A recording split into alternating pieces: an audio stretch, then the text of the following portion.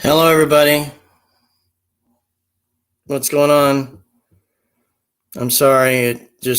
So much is going on right now with Marian, her health. This is going to be a tough live stream for me to get through. And you guys can tell that I love her so much. No matter what we say that's funny, it's probably not going to cheer me up any. I'm here to be serious, and that's all it's about. And, anybody can come up. It's open. I'll invite anybody except for weirdos and morons and idiots. So anyway, if anybody wants to come up, great. I really don't care. If it matters, you guys would come up. And I just told everybody that I was going to be on, and I'm getting no response. And if I can't see those in chat, I'm sorry, you know the deal. I always have to remind folks about, so-and-so said something. Oh yeah, what did he say? I didn't see it. Just tell me. So, sorry to those that I can't see. That's all I can tell you. I'm here to talk about my wife's conditions and health right now. I'm not here to bore anybody. Leave. There's the door. Just go. But if you want to sit here and listen to me, then I'm willing to share it.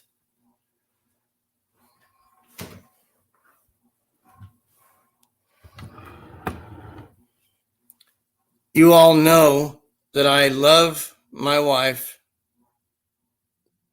for so very long. And the conditions that she's in is not good.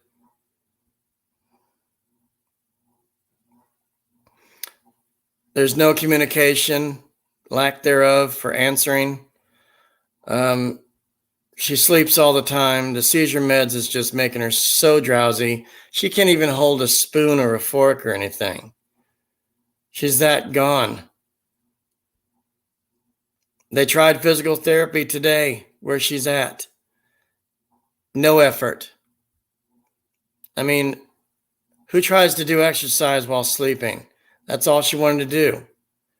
They left her in the wheelchair, right? They put her up to the bike, strapped her feet in so nothing happens, to do this. Well, she was going with no speed whatsoever. Gone. So I have a video, and, I had to hold on to that one. And folks, the condition that she's in, even if you were local and you went to see her, there is no hope. The problem I'm having is she might stay longer than 2 weeks at this place, permanently longer than 2 weeks. I don't know yet. If she participates more and gets involved more, she can come home because I want her home.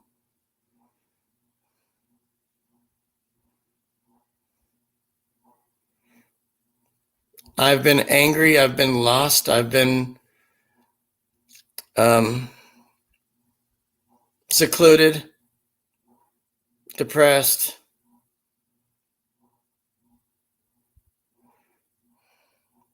I'm struggling. I'm poor. I'm broke. Nothing's going to make me happier or even be happy or smile or nothing. Nothing will change this. And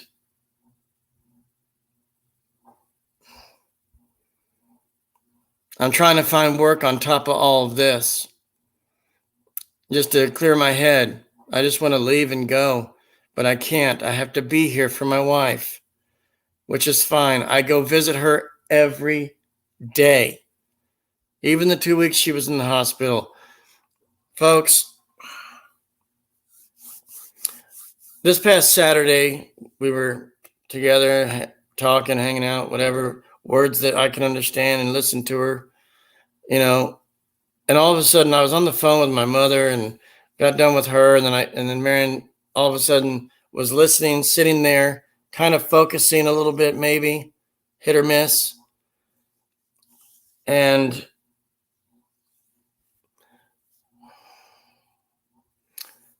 hold your seats for this. Hold them, grip them tight, giggity.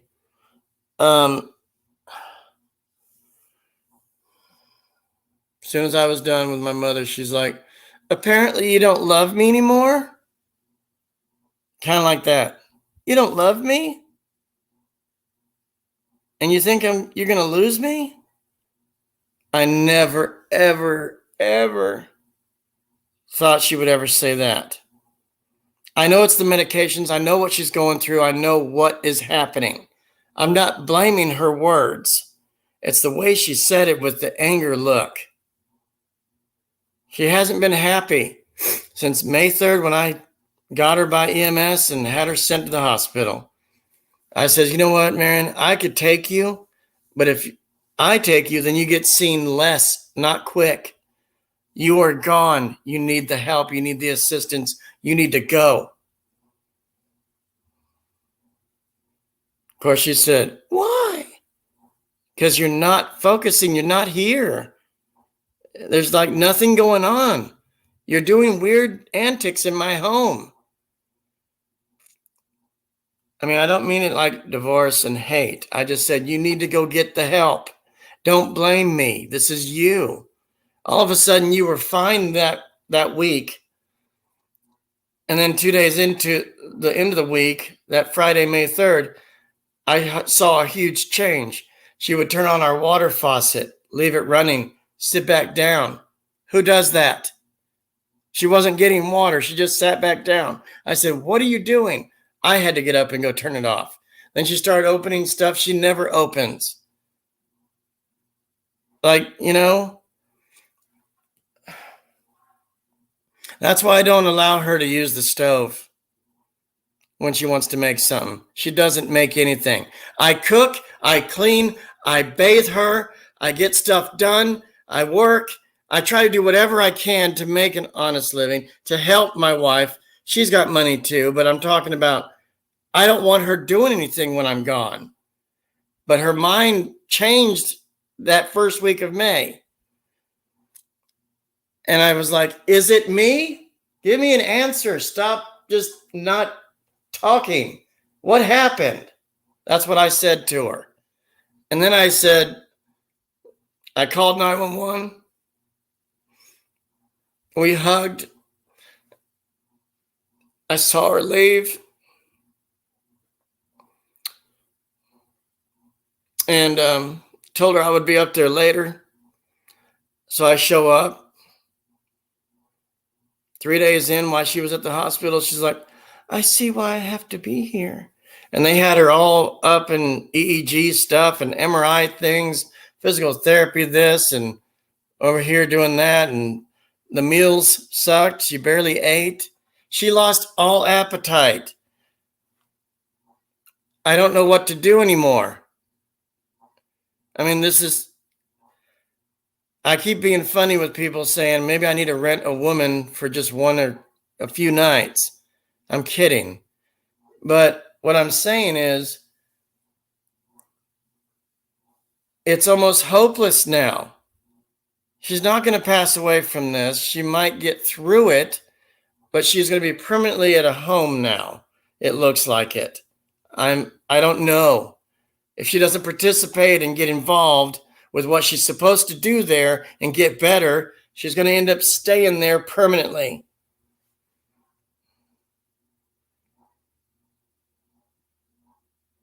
Trust me, I started wanting to do bad habits like drink and take a road trip with no money whatsoever and do odd jobs on the way and just never come back. Because I've about had it. Not with her. Just the whole fact that what she's going through. I don't have her. She's not here.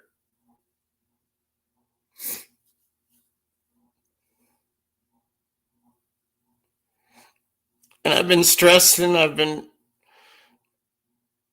depressed, angry, mad.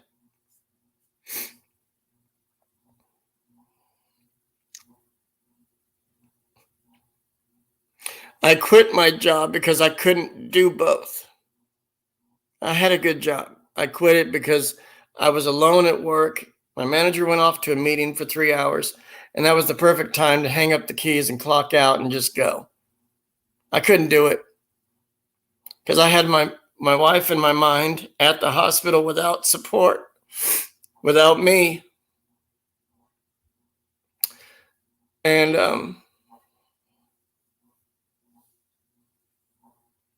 I've been getting hell ever since.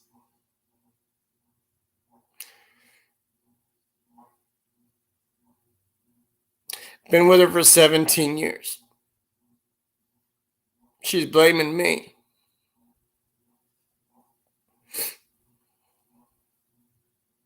I think it's the medications and stuff, but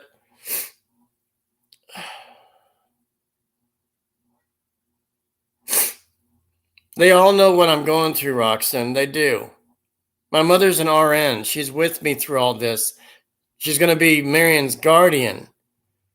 So I'm power of attorney for healthcare. I will be financial as well. But you guys just don't know how much I'm lost right now. Roxanne, I left you a message on Twitter. Don't know if you got it. Had my phone number in there. You can always call me if you want. So I know how you don't like doing this. But I appreciate your support no matter what. But you've got my number.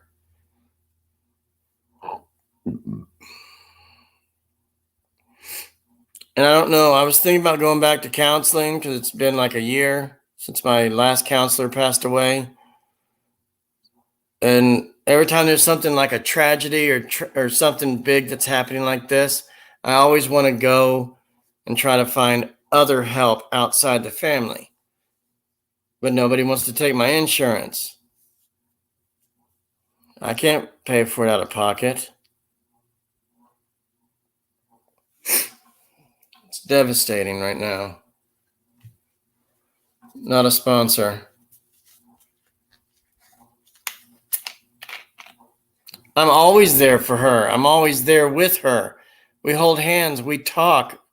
You know, I'm getting headaches. I don't sleep well. So I'm waiting 24/7. I'm available if I need to run up there for her or something, you know. And I'm always available on my phone.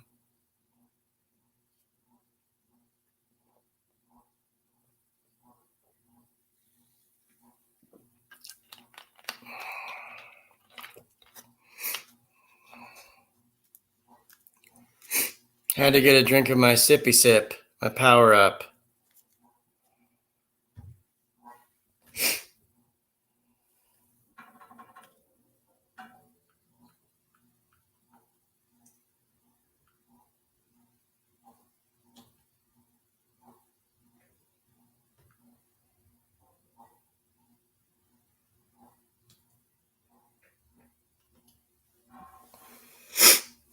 But anyway, folks, and this is another thing of how I could just talk it out with everyone, you know.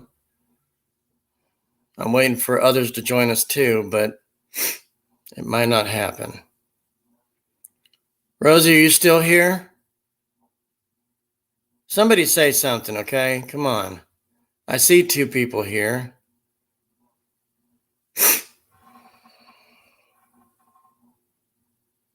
She had seizures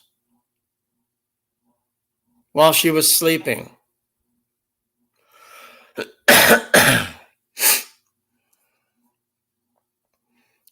So we don't know how she got them, but it's really sad. I can't tell you. The doctors never really gave us a real, you know, they're called absent,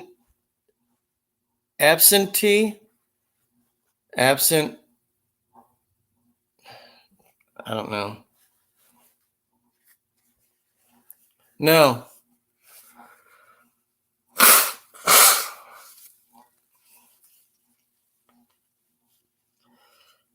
Hey, Bruce, how you doing?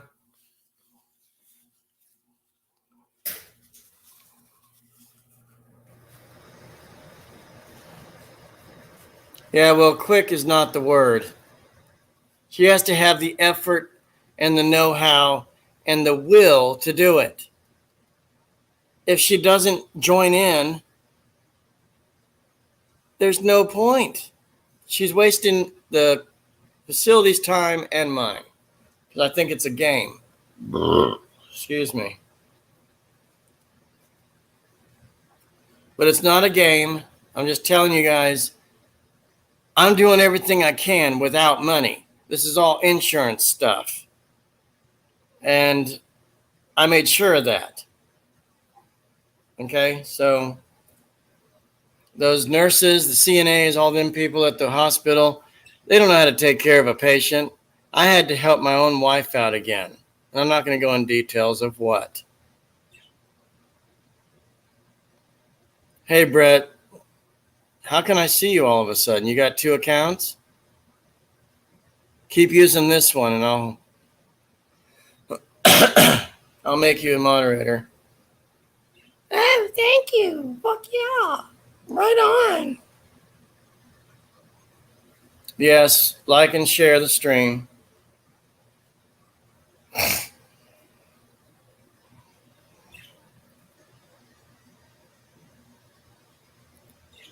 Brett, Bruce, you guys want to come up? I mean, it's fine. It's open.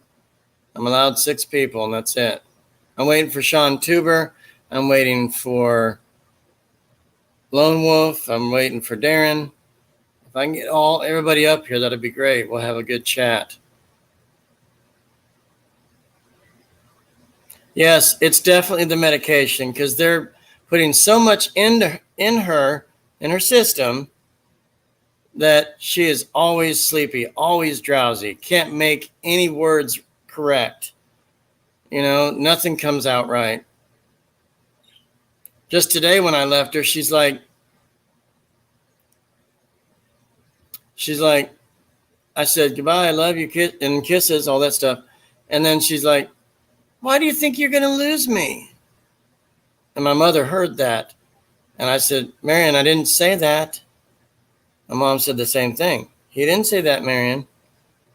He loves you. He's been here every day for you. We will always be here for you. And then my mom offered to be her guardian.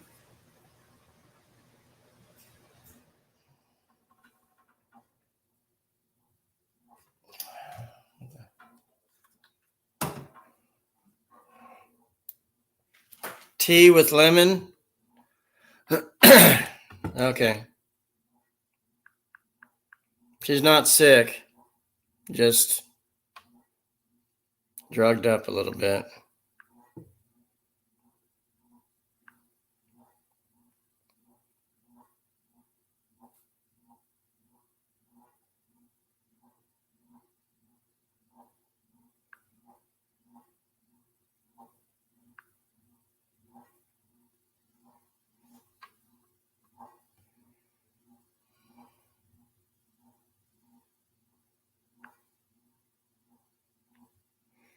Sorry, everyone.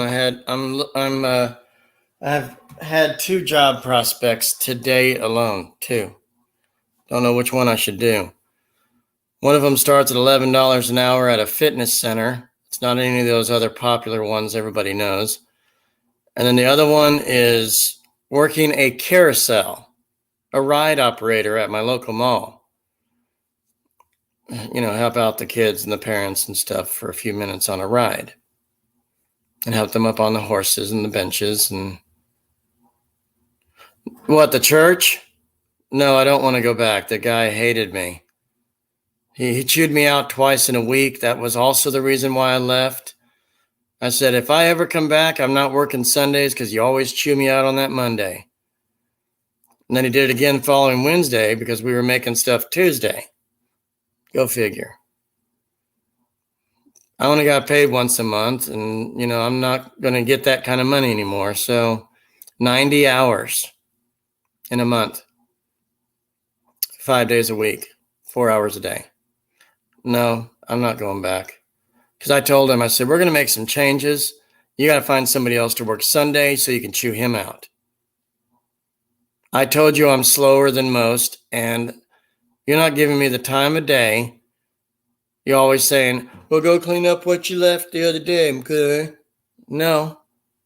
So he left and went off to a meeting, hung up the keys, clocked out. I went to the hospital to help my wife out, be there for support.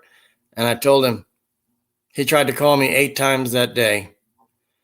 And I told him, I quit. I can't do both. Leave me alone. I don't hate you. I'll never come back. Find somebody else. And he hasn't responded to me since May 1st, or May 8th is when I was done there. So, yeah, I'm not going back. I'll probably work at my local mall, which is $15 an hour for 5 hours of work, Monday through Friday. Can't beat that. And this other one, the fitness place, they want to start me at $11 an hour. Obviously, I'm going to go with the 15, but, yes, please. I need all the prayers, the support, whatever you guys can do. I'm not greedy. I'm not picky. I'm trying to start a nationwide prayer group, prayer chain, but it's not getting done. To the friends that I know, not everybody on the planet. I know people in Uranus, but what can you do? I can't get there. That's a cold, hard planet, dear.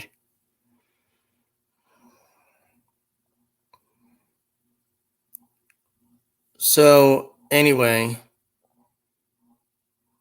yeah. I'm sorry if I got emotional, everyone, but it's because I'm fat. No, it's because I have a heart for my wife. That's the problem. That is it. People just don't, not you, the people watching or here. No. I'm referring to in general with I've got a lot of friends that I know, a lot of family that I know. A lot of them are worried or sick about her. I am too. I'm the one connected with her. I sleep with her. I know her better than anybody else. So,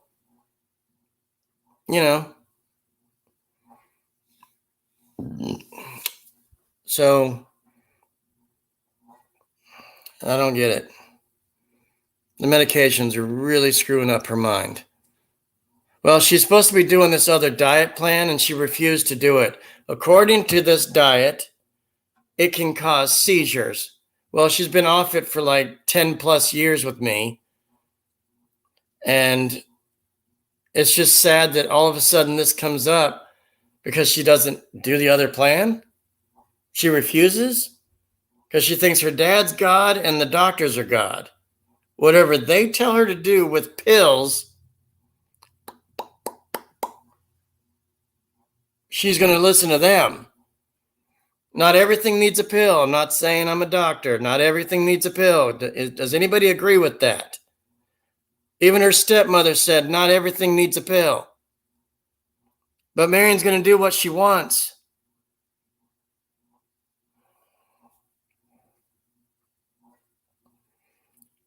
Because she had to swallow pills and was hard to swallow, giggity. So now she has to have powder or liquids to take with drinks and stuff. Yeah. So she stopped all that in general because she sees no point. She didn't hurt herself. Everyone, go to pku.com. Read up about it. Okay? I don't want to sit here and explain it. It's forever. It's got like 30 letters in the name. So just pku.com, okay? Go read it. Google search, find out the symptoms of it. If you stay off of it, yeah, it is all there, please. I don't want to talk about it. It just hurts. Oh, on top of that diet, mind you, excuse me, one thing, they would have these meetings, if you will, shows, SHOWS, shows, meetings with dinner involved, okay, free, whatever. And then they would also talk about the new medications coming out each year for that kind of diet plan, either injections or pills or powder. She went with the powder. Everything was updated each year since I've known her. So I would take her to these meetings, show her a good time, get that all done, and she could talk to some people. These weren't conventions, okay? These were just small meetings held somewhere in a hotel. And so I would take her. I was like, let's go. It gets us out for the day. Fuck yeah, So I would take her, and take her down to wherever. And when I say down, it's like Charlotte or something, because they can never have it near us. So it's our fucking gas, our time, tolls, whatever the hell we have to do. They wouldn't have anything local but one time, but I'll get to that. And then there you go. And she drinks diet sodas all the time. Anyway, she switched from the fat drinks to the aspartame drinks. Right. She's not allowed to have that shit. But the doctor that was involved with PKU has told her, I'd rather have you drink a diet drink than have a piece of chicken. Wait a minute. How does that work? They're both bad. So she started going with the fat drinks, the fat pills, the sodas, the real shit, not the aspartame ones, right? So she failed to keep doing all that. She kept going from fat drinks to this, to that, to this, But so I would take her to these meetings for PKU related issues or up-to-date stuff, right? Then they would have these shows called, I call them samplers, if you will. Stuff you can buy in stores that they would have displayed on tables, like sandwiches, sweets and stuff, what have you. We'll get to that. And veggie things, or pizzas or certain kind of pizzas, not ones we would buy at Papa John's. Follow me on this. I'm talking about just random snack foods and sandwich stuff and pizza stuff and lettuce wraps. And basically PKU is a vegetarian diet. You can't have meat. You can't have aspartame. We don't want you on diet drinks, Marian. We don't want you eating chicken. Oh, but we love KFC. I'm not killing her. She's doing this. If she doesn't get her way, she gets angry with us. I'm not putting her down. I'm telling you how it is and how I have seen all this process going on. 17 years. You guys understand that I know a lot about what's going on, right? With her, right? Her ex-husband pulled a shotgun on her when they were together. She knew, she said to me, I loved him so much, even though he was a dick. Excuse me? So this guy was all wrapped up in his DUI cases. He would continue to drink, continue to harm and say bad things. He emotionally abused her. She left, because he would come to the house every day from his work, which he never shared his money with her. Nothing got done. They would lose power. That's her paycheck. He would never help with that. He would go out and hang out with his rich friends, go get arrested, get right back out, do the same shit again, lose his license, still drive, all that stuff, right? Well, years after that, they started talking again. I was sitting right next to her. She wanted to talk to her ex. He kept calling all his friends and her and said, I'm so sorry for calling you names like how big and how fat you are. Those exact words. Are you still fat? And she said, Stephen, why are you obsessed with calling me fat? You haven't changed. Well, I was just asking, man, okay? I was just wondering. You could have came across to me and asked me better words than that. You always called me fat. You're still doing it. And then while they were talking for 5 long hours back and forth, it got quiet on the phone. Grip something, here it comes. As it got quiet on the phone, we didn't hear from him. I was like, Marian, is he still on there? I think he is. I don't know. I don't even hear him breathing. Nothing. The very next, like it was getting late. Okay. They talked for 5 hours, 6 hours, something like that. And come to find out, he killed himself by shooting himself, however way he did it, in a neighbor's yard next to his home. The sheriff came out to give him a warrant for his arrest because he wasn't coming to court. He was missing and stuff like that. The next day, they find his body in somebody else's yard with a gunshot wound to the head.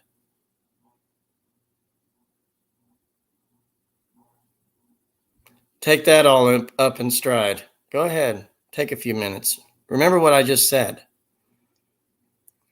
So now that he's gone and she's glad that he's gone, right? I don't blame her. I said, he was a dick. Why do you, like in the past, when we were just about knowing each other 5 years in, why do you still talk about him, Marian? He's gone. Fuck him.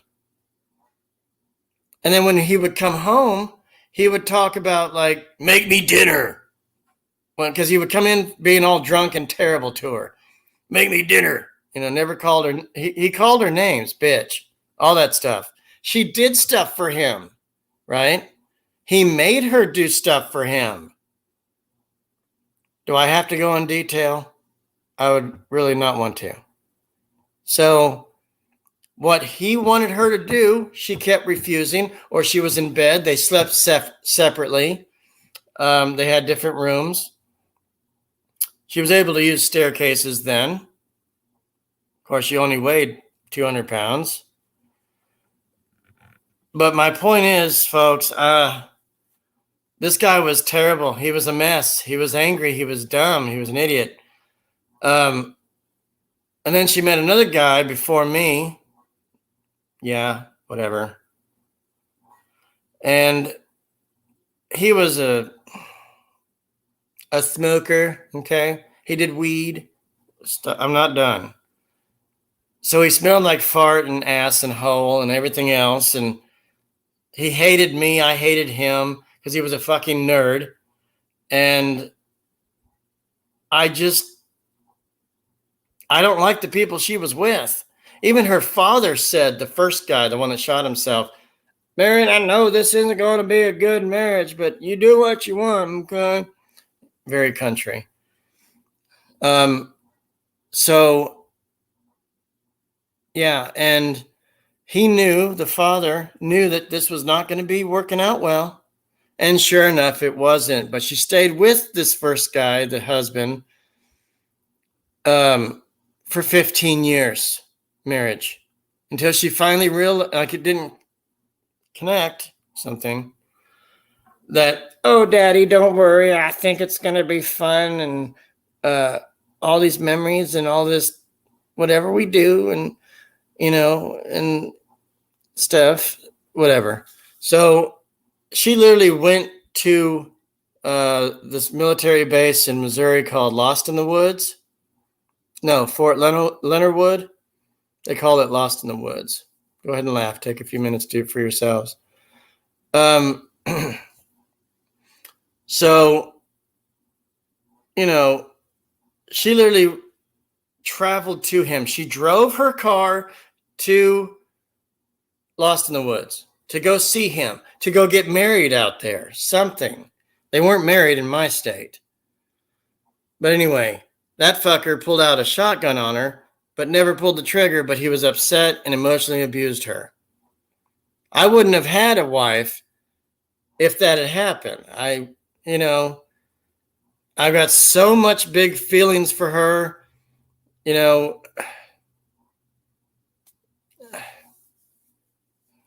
don't know where I'm going with this, but a lot of you know that I have just fell in love with her, and I love her dearly.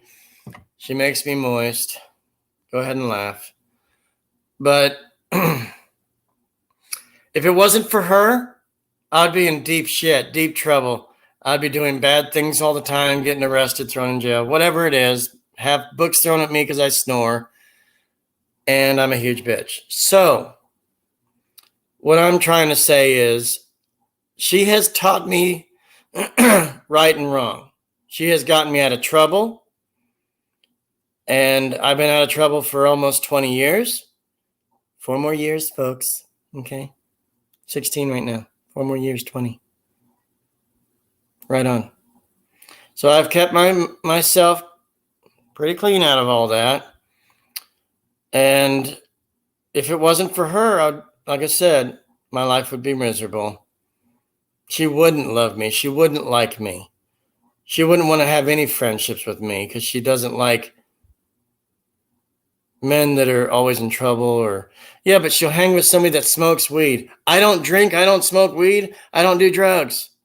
But all these other idiots did. Her ex-husband smoked weed, did drinking and all that kind of stuff.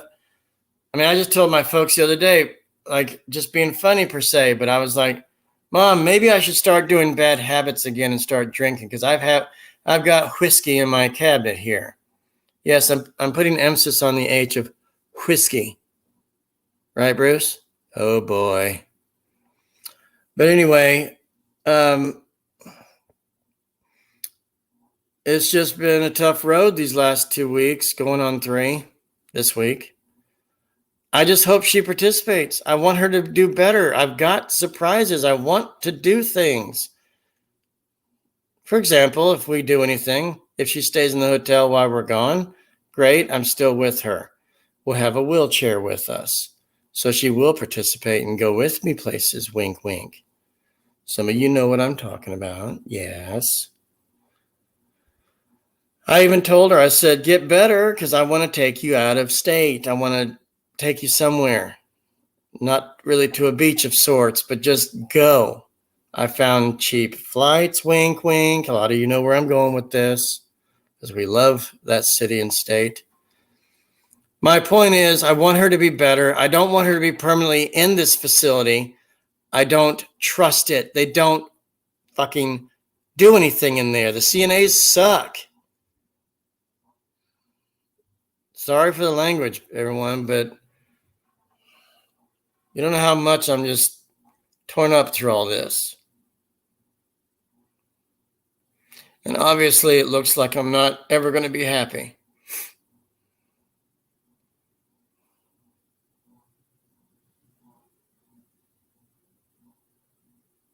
I'm trying to get back into counseling, Bruce. That's what I'm trying to do. Don't know if that's ever going to work, but I'm going to try. Because my last therapist passed away last year, and I saw him for 10 years. He also got me on the straight and narrow, and my family knew him. We knew him as family. So, he was Nigerian. His wife was cool. They just kind of fell in love with our family, but then he passed away of a heart attack while having a seizure. I don't want Marian doing that. Hers are minor, thank God. They're like next to nothing minor. But people have passed away. I've lost my brother through that. He had a seizure that developed a heart attack. 35 years old. You guys remember that? Yeah, it's still here in my heart. I know he's there. I went to grief counseling for that. I got over my grandpa's death, not over it, like he's still there for me too in my heart. But those are the 2 tragedies that I've lost in my life. My counselor's the third one. We lost another person that my brother knew. So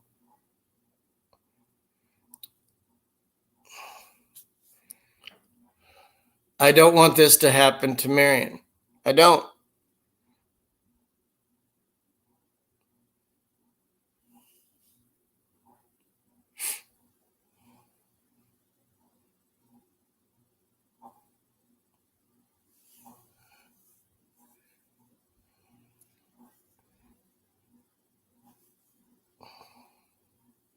I don't know what to say anymore. Who wants to come up here? Don't try to cheer me up. It's really not going to happen.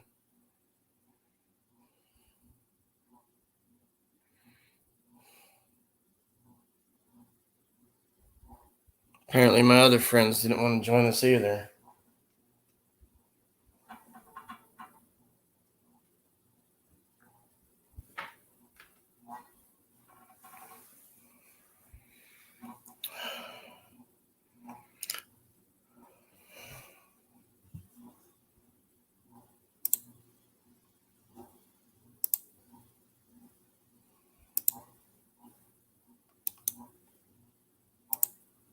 Why does everyone say ladder? It's just a link.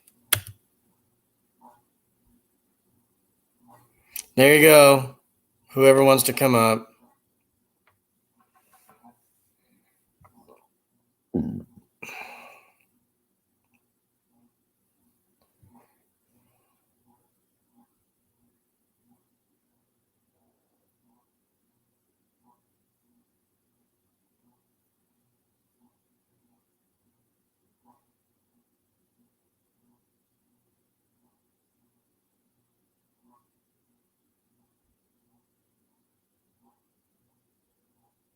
Hope I'm not boring anybody.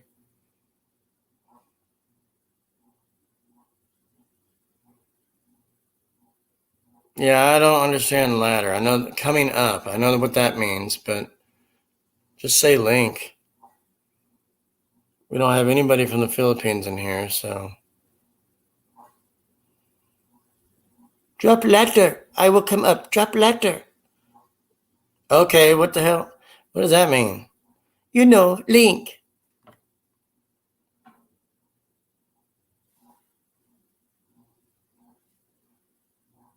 What the hell? You could have just said link. Not you, Bruce.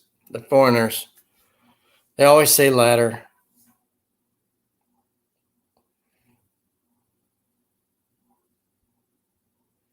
They all know about it, Roxanne. Trust me. I don't feel good in my chest right now.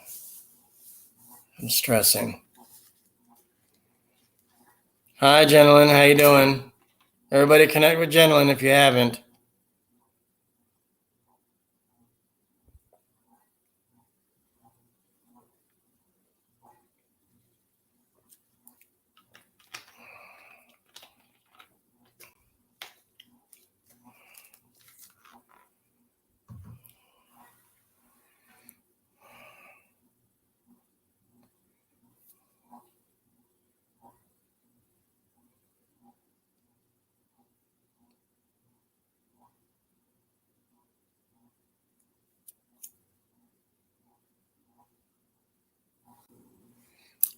Everyone, let's welcome Oh Boy. Hey, Josh. Hello, sir. How are you? Oh, I'm fine. I've heard it called both. Some people call it ladder. Some people call it Link. link. Yeah. I mean, I know it's a link, but there's yeah. How you doing, gentlemen? Ah, you're on your break.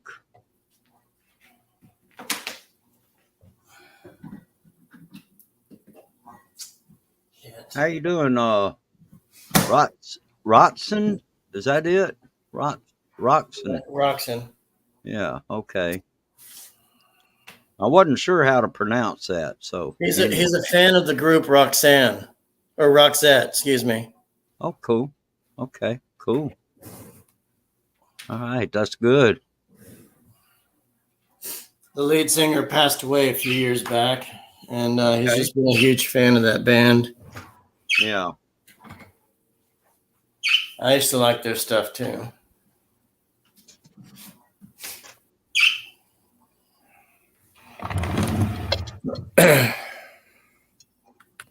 You done went and hid your face again.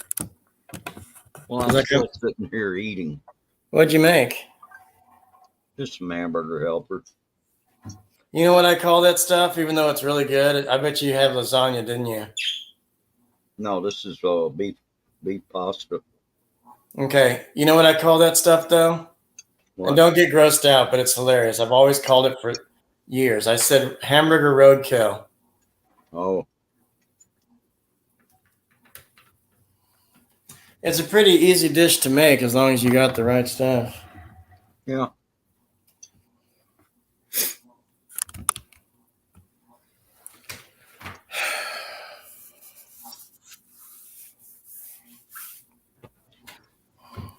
Yeah, Bruce, I hope I wasn't boring you or anything. I know it's No, every day I'm going through something different with her.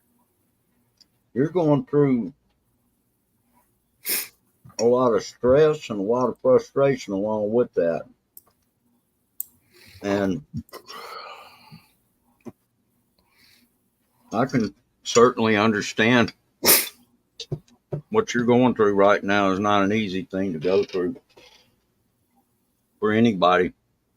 Yeah, my mother was saying, like, well, she might end up staying here permanently. Just be prepared.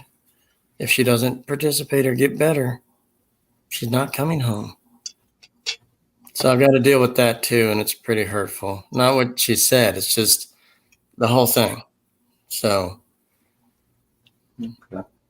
I don't know.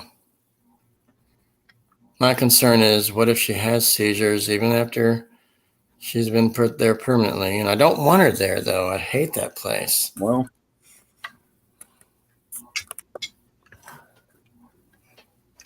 how long is she going to be there? 2 weeks, maybe 3. Okay. 2 weeks, right? 2 weeks right now for whatever insurance can do. Because everybody's insurance is different, all their plans. We've got Humana. And according to these people, the official people up there, the admissions, they said, well, Humana only covers up to 2 weeks, but we'll see what we could do if she has to be here longer. She might come out of it and be okay in 3 weeks. I don't know. I doubt it. You saw her. She was way okay before all this. I mean, whatever. But anyway, so I know that was November last year, but I'm saying, like, it just started in May. Like, I don't know what happened. I know what happened now. But at that point, I was like, you're not speaking. So what's going? And then I asked her, I said, is it me? You're not talking. Good night. Hello. That kind of stuff. Yeah. No response. I knew something was going on. So, and then Friday, that on the 3rd, man, she just got worse. I hugged her. I said, you're going by EMS. I will meet you up there later. She hasn't hated me ever since, but anyway. It is scary.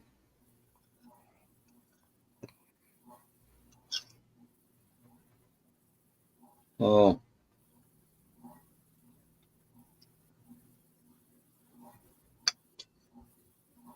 And it may be the only thing that we could actually do to help her would be to just pray for her. You had a friend that responded to one of my posts, and I couldn't understand what word she used. Ritka?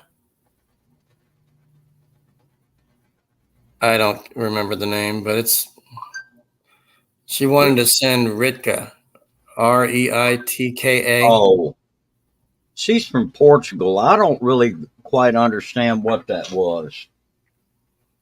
You know, Portugal's one of those. It's one of those Latin countries that's is predominantly Catholic, and sometimes they have some uh, there's some things I think that some of them believe that a lot of us here in the U.S. probably don't. So it was new to me, and I just, she asked me, and I was like, yeah, sure, whatever. But uh, I don't know what it is exactly.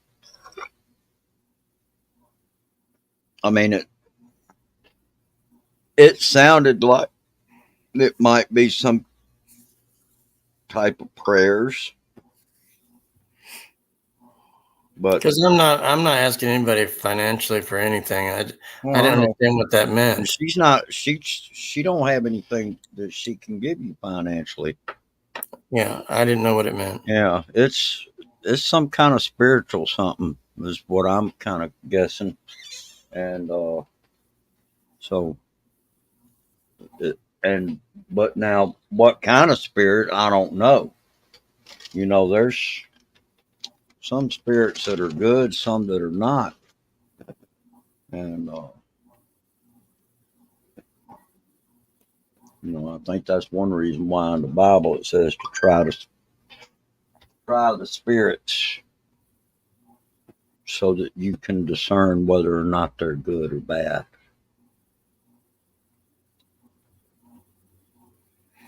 Yeah, And Brett, if you want to do that, that'd be great. Um, that's on you, and I appreciate it. Please, that'd be wonderful. yeah, I mean, If you know how to GoFundMe, word it and everything, that'd be cool. yeah, set up a GoFundMe. Could you do that in our honor? I don't know how that. I've tried that Yeah, before and got he, nowhere. he can do that, or anybody could do it. Really, it's not hard. You could do it. I know, and I didn't know how to word it though. People thought I was trying to scam them. So Yeah. I got rid of it. Well, you basically just tell people what it is that she has. You know, you don't have to go into a great big long. You don't have to write a book or anything. Just tell it in a few hundred words. Just explain it and just be done and put it out there and then you need to circulate it on places like at Facebook. Uh, you can do YouTube. You could do a YouTube video. Just make you a little short video about it. Show. Uh, Maybe even take some video of her. You know. Yeah, Brett, you could do that. Help me out with that. That's cool. Get it So started. Let me know if you need any information or something. it's up to what you want on it. If you just want it written out, that's fine. If you want to throw pictures in there or video, anything like that, that's fine too. They do. I think they do kind of recommend that you at least show a photo, even if it's just one single photo. I mean, you don't have to do a video if you don't want to. Right.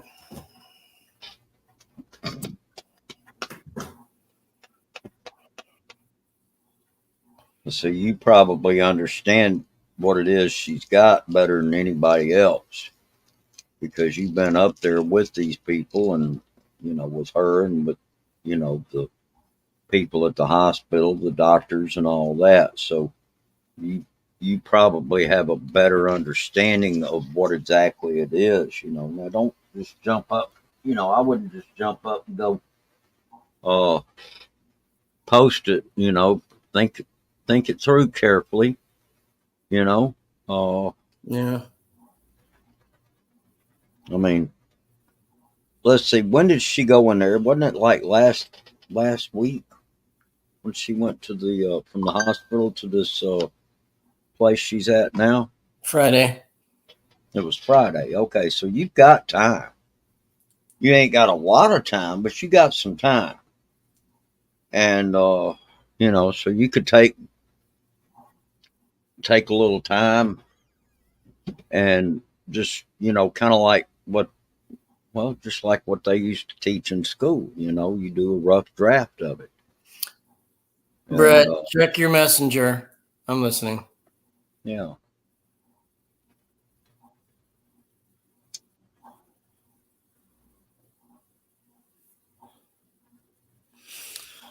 And Bruce, Anyway, you've been an awesome like advisor, if you will, like to help us out and stuff.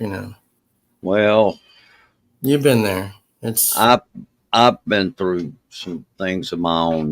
My late wife, uh, she went through a lot, and you were talking about Marian had been married to previously to somebody that obviously had been hard hitting it hard with the alcohol and drugs and all that. He was probably alcoholic and drug addict, most likely. And and we create easy recipes for her. That's a good question. yeah. I don't see why you couldn't, unless they don't allow food to be brought into the facility for her. Oh no, we can do food. We You can can bring do, snacks. do food. Okay. We can bring dinners and stuff if she doesn't All want to. right. So she did. You say she can't. They've got her on a vegetarian type diet, No, vegan. no. No. That's the PKU thing. That's what she was supposed to be like, is vegetarian. They want her to eat Oh, I see. more veggies, and Right. stop with the fake sugars and the real sugars and all that. She's diabetic too. Let's add that in there. Well, she She's got everything. the best thing she could do for that, probably as far as drinks, is just drink a lot of drink water. Probably more than anything else, or maybe something with some electrolytes in it. You know, occasionally to you know, but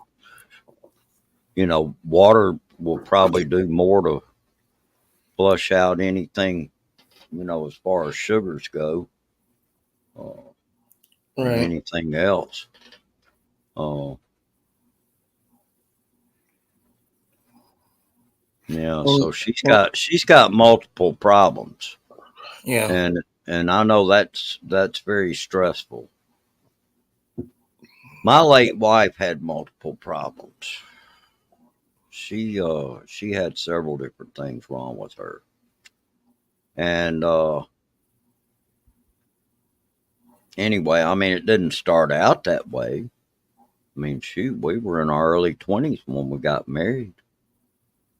But over the years, she kept getting, and she did. She drank. She drank and drank, and oh gosh, she drank. So and of course, I was no angel, or saint. I was, I had a history of my own. And, but in 1996, I ended up in recovery. And that was probably the best thing I ever did for myself, because I learned how to I started learning how to really live life. And, doesn't, doesn't mean that I lived it perfectly, but I did start learning how to live. And, when you go through recovery, you begin to learn some things. Uh, you begin to learn some things, and you really have to be just brutally honest with yourself, and you got to do it for yourself. If you don't do it for yourself, you'll never do it. if you're trying to do it for somebody else, nah, it'll never work, you know. And and you know they've got hundreds of those kind of programs out there. There's AA, NA, Al-Anon, Codependent Anonymous, Gamblers Anonymous, Overeaters Anonymous. Yeah, I went to an Italian AA meeting. Yeah. It was like reading an alphabet on a wall in a eye doctor. Hey, hey, hey, Oh, hi, you're welcome. hey. You're welcome, Rotson. You know, I try to treat people the way I want to be treated, you know, and I don't do anything perfectly. But, you know, I have compassion for people that are having difficulties, you know. Folks, Bruce came down and saw us, and he took time out of his day to. We already knew we were going to see him, and we kind of just had it planned. And he's just awesome. And we, I gave him a birthday card and stuff, and of course he didn't hug me, but that's all right. We'll finish. We'll figure that one out. A handshake is sufficient.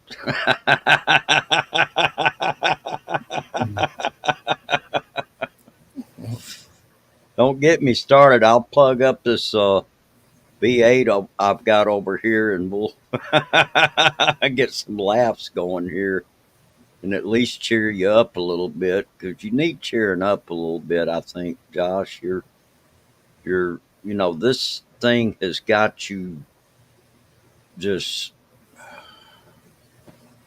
so tensed up right now. And it's probably you probably did some good for yourself just now when you opened up the stream and you were venting, and that probably did you some good. Okay. Yeah. Because it probably, you know, you released some of that tension when you did that. I didn't mean to be dirty in the mouth, but You weren't that's just. you weren't being dirty. You were just telling it like it is, and that's okay. That's Yeah. okay. You're there's nothing wrong with that. We have to do that sometimes. I find myself doing that every now and then, But then you got to get to a point where you really got to do some self examination and just, look deep within you to see, well, okay, how's all this affected me? You know? And before you get started, you just have to believe that God's going to solve your problem, and then pray about it, you know? Because you're dealing Well, with something that you're powerless over. God, you're an upbeat man. You're you're you're you're dealing with something that you're powerless over. Okay, it's bigger than you are. All Probably three right, that's times what bigger. I discovered about the situation I had with my late wife. I had a situation that was way bigger than me, Mm. and God, one day at a time, took me through it. Now it was a journey, for sure. Hang on, somebody's messaging me. Hang on just a minute, Josh.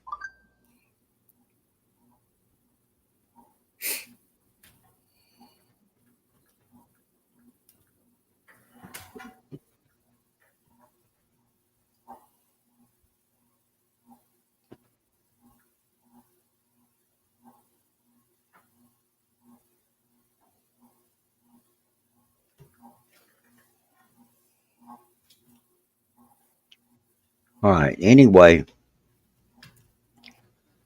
what I had to do was I had to go through those 12 steps. Now you know, you got different programs, different ways of dealing with stuff like that, and it doesn't necessarily have to be in the outline of a 12-step program. Okay. What you need to look at, though, is you need to just look at, you know, do some inventory, pray about it first, and then do some inventory. You're obviously angry, you know, probably got some resentments there, some fears. The fears triggered the resentments, actually. That's usually the way that works. The fear sets the ball rolling, you know, and it does. And in fact, I found out everything I was angry about, everybody I had ever hurt, it was fear based. It was caused by fear. Have you ever heard of for every cause there's an effect? Yeah. Okay. If you've got a good cause, you've got good effects. But if you got a bad cause, you're going to have bad effects from it. And so what I, you know, it kind of goes right along with for every action, there's an equal and opposite reaction. It's almost like saying the same thing. I actually used that term in science class. Yeah, it's a scientific term, but it basically means the same thing as for every cause, there's an effect. For every action, there's an equal and opposite reaction. If there's a good reaction or a good action, then there's going to be good reactions. If there's a bad action, there's going to be bad reactions. That's kind of like not just a law of physics; it's a law of just life. It's a living law. It's spiritual, really. And and when you have a situation where you're just you're full of anger, you're full of and it's you got to look at it really. If it's and I know this is it's got to be. I mean, this is your wife. You know. Yeah.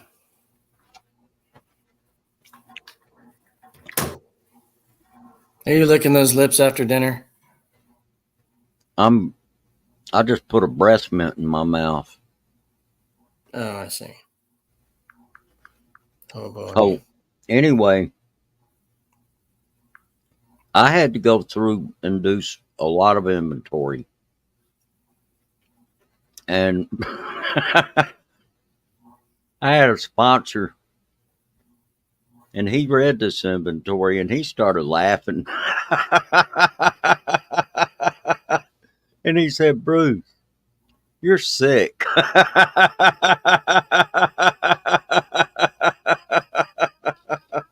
Mm.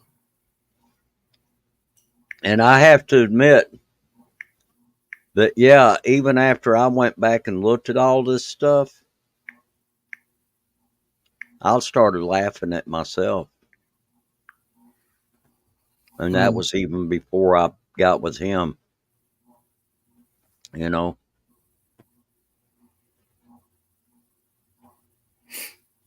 Right.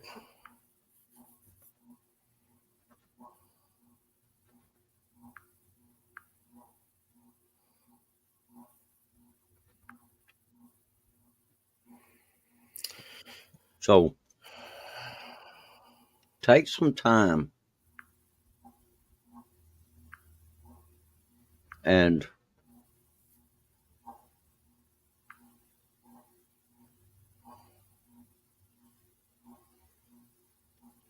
I'm listening. yeah, take some time and take a good look at yourself and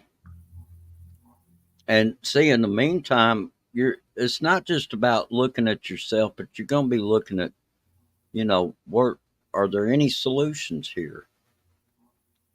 What's going to be, you know, what's going to be the best thing to do here? I wouldn't discourage you getting some kind of professional help too if you feel like you need it. You know, in fact, there's a lot of us that were told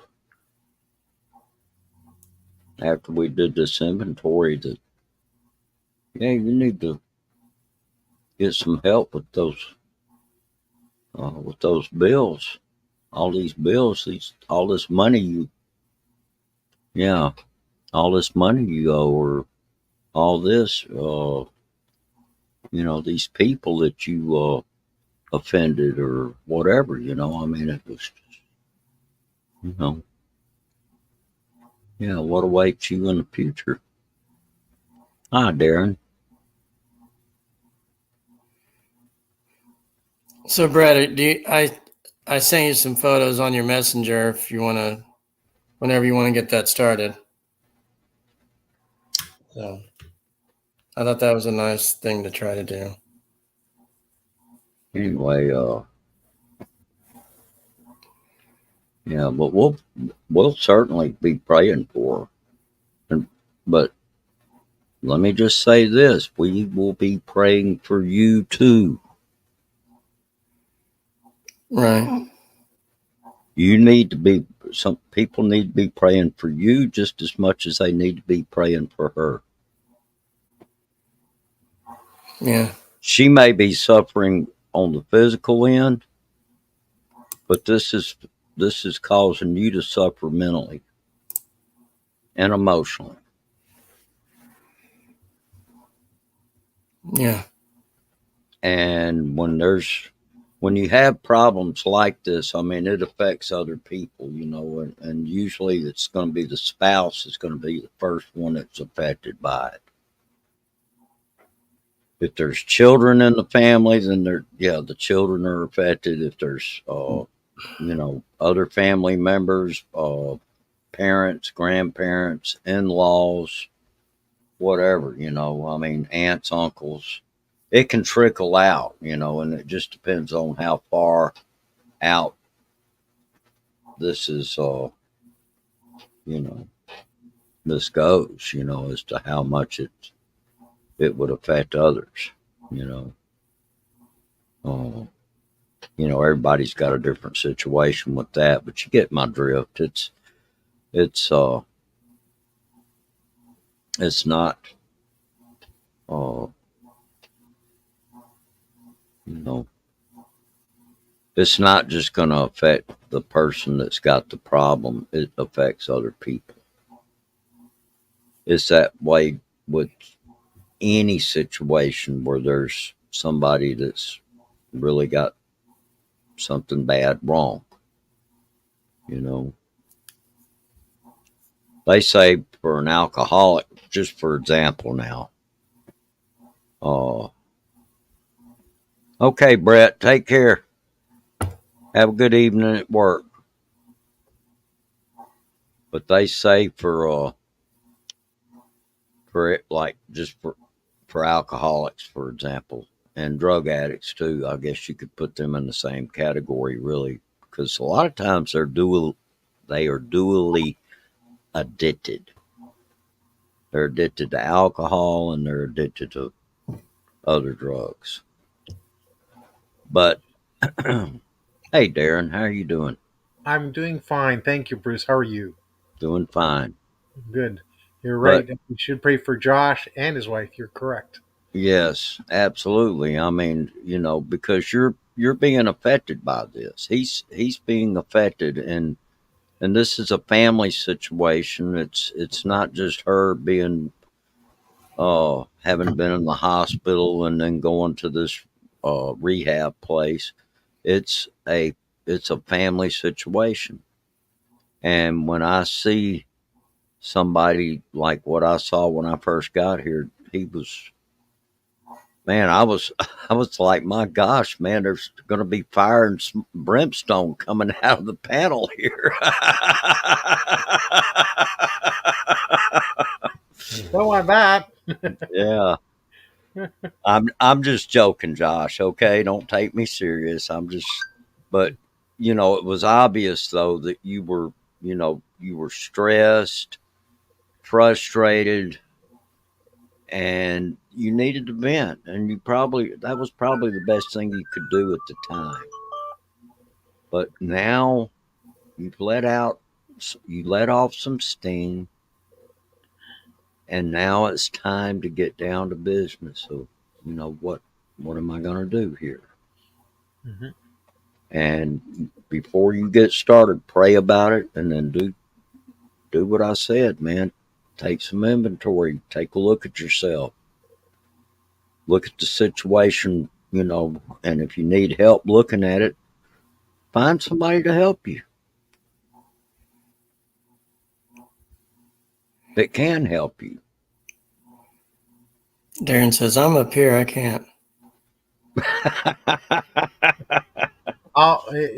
Just being reaching out to people like Bruce, who and friends and family, just there to listen to you, be there to support, and that's what you need, right?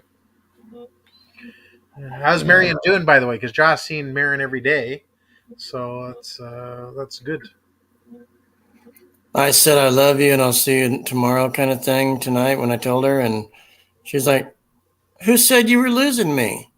I never said that. And it's not even funny. It's just, Yeah. I was like, Yeah. see, Mom, I took my mother with me and she observed the same thing. She's like, Marian, Josh never said that. Without seeing her right now, what I'm guessing is that she's taking probably and from what you were saying earlier too, it sounds like she's on a lot of medication. Yes. So she's probably not even in her right mind. No. And you got to remember that. Correct. Mm-hmm. So don't, and I think once you accept that, that's going to lighten the load on you where you won't be, because, this is something the doctors have done. For whatever reason, I don't know. But, there obviously was a reason to put her on medication, or at least they think so. Yeah. How you doing, gentlemen? Hi, gentlemen. Anyway, and as long as she's on a lot of medication like that, she's not going to be in her right mind. Correct. She's going to be in a daze. The way I am in 24/7 in a day. And I have to, and for me, it's all confused, dazed and confused. Yeah, I get that way sometimes, and I don't take no kind of pills. Well, I do take a diuretic, but that's not going to get your mind all goofy or you know all medicated or anything like that. They may have her on some serious painkillers Yep. and maybe Have something you like guys ever heard of the seizure meds called Keprol? No, Keprol. no, Okay. I haven't. Yeah. If as long as it's working, right? Because it's like I guess they got her on whatever the latest thing is. Takes away this initial danger of the seizures, but maybe it's affecting her as well. But hopefully they can wind her off those, and she'll be more back to her normal self, kind of thing. So, but when you're having seizures, they got to stop it, right? Yeah. Yeah, that's right. She's been having seizures, so they've got her on something that's probably pretty heavy duty. Correct. Just to stop the emergency, because it's an emergency. Right. And I swear, hopefully, if she keeps taking so much that they're giving her, she's bound to get a penis out of there. There you go. Now you have some competition.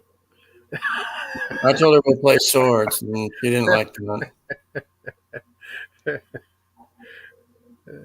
Bruce says, now you're getting dirty. No, honestly, they made her sleep in a gown at the hospital with no underwear. I'm not trying to go in detail, but I was like, okay, I'll bring you some over here. I'm surprised. They do that sometimes, in certain cases. Yeah, and I mean, I don't want her to free ball. She needs to have covers. So she's got to, it's not her, but they need to like make sure she's dressed. Yeah. Because Darren says, I'll come down there and look at it. So I'm not qualified. Mm. so Oh boy. no, but she was always talking about being cold. So I said, I'll go get some clothes and come back, but 20 minutes from my house to the hospital, 20 minutes back, 20 minutes again. I just said, let me come back the next day and bring you some undies and some other gowns. They tried to do physical therapy in the room as well, but the room was so kind of compact they couldn't do much. And she's very wobbly when she tries to stand because she sat her whole life. And, she used to be able to go to the bathroom and go to her room and leave with me and everything. Now it's just all, you don't have to mute yourself. No, I'm But just because my premiere is going to be starting soon, so I'm just in the BG. BG. Let me ask you, Josh, how old is Marian? she will be 62 in September. Okay. She's finally a senior. Anyway. Yeah, my wife was, she was 53 when she passed away. So, yeah, she had a heart attack. It was while she was asleep. And I was thankful that it happened while she was sleeping. But we knew something was wrong. And my son came to me. He wasn't but about, I think he was maybe 14 when he came to me asking me. But he was about to turn 15. And he asked me, he said, Dad, what's wrong with her? And I said, son, she may not be around much longer. And sure enough, about 6 months later, she passed away.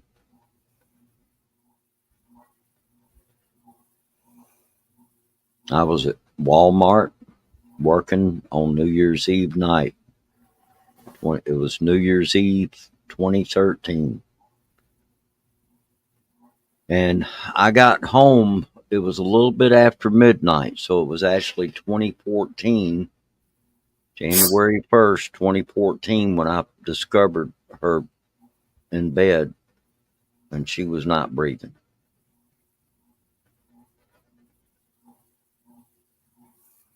And,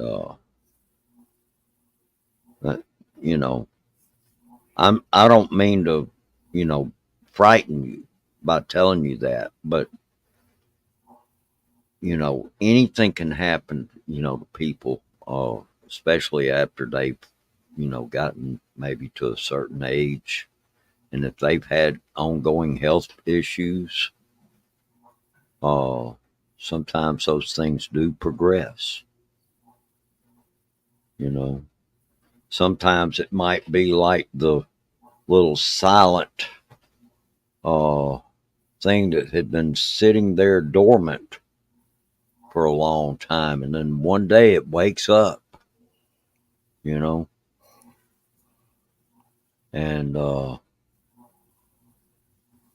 things just get real crazy all of a sudden,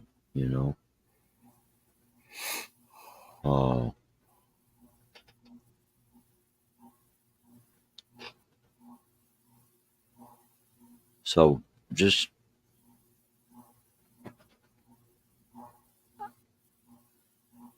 I don't know, knowing Marian the way that I've gotten to know her,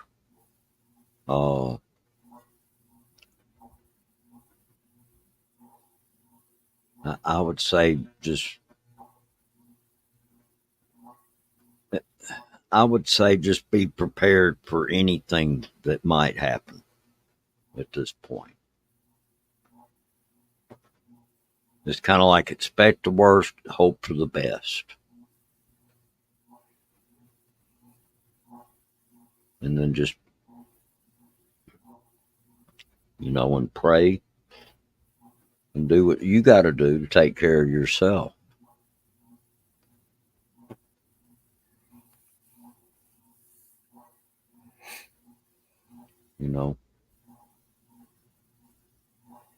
Hopefully she'll be okay here soon and she'll be able to come home.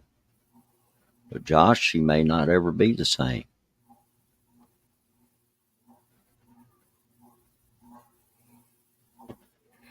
Yeah. And just be prepared to accept it if that's what happens. I don't mean to frighten you, like I say, but you may be dealing with something here that just like what I had to deal with years ago. It may end up being way bigger than you are.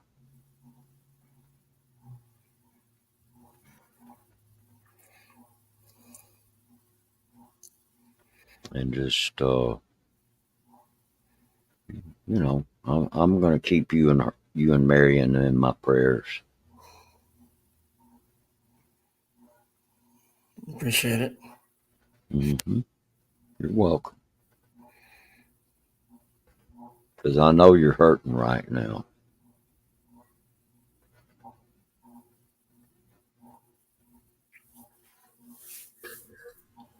Yeah, we're praying for you, brother. Praying for you and Marian. But take it day by day, though. Yeah, one day at a time. Mm-hmm. Don't try to project 10 years down the road or anything like that, because, all you got is today anyway. That's all any of us have.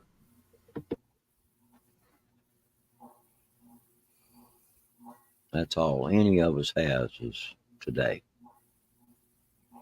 Because she's not in her right mind, her father whispered yesterday to his wife, "She's not my daughter anymore."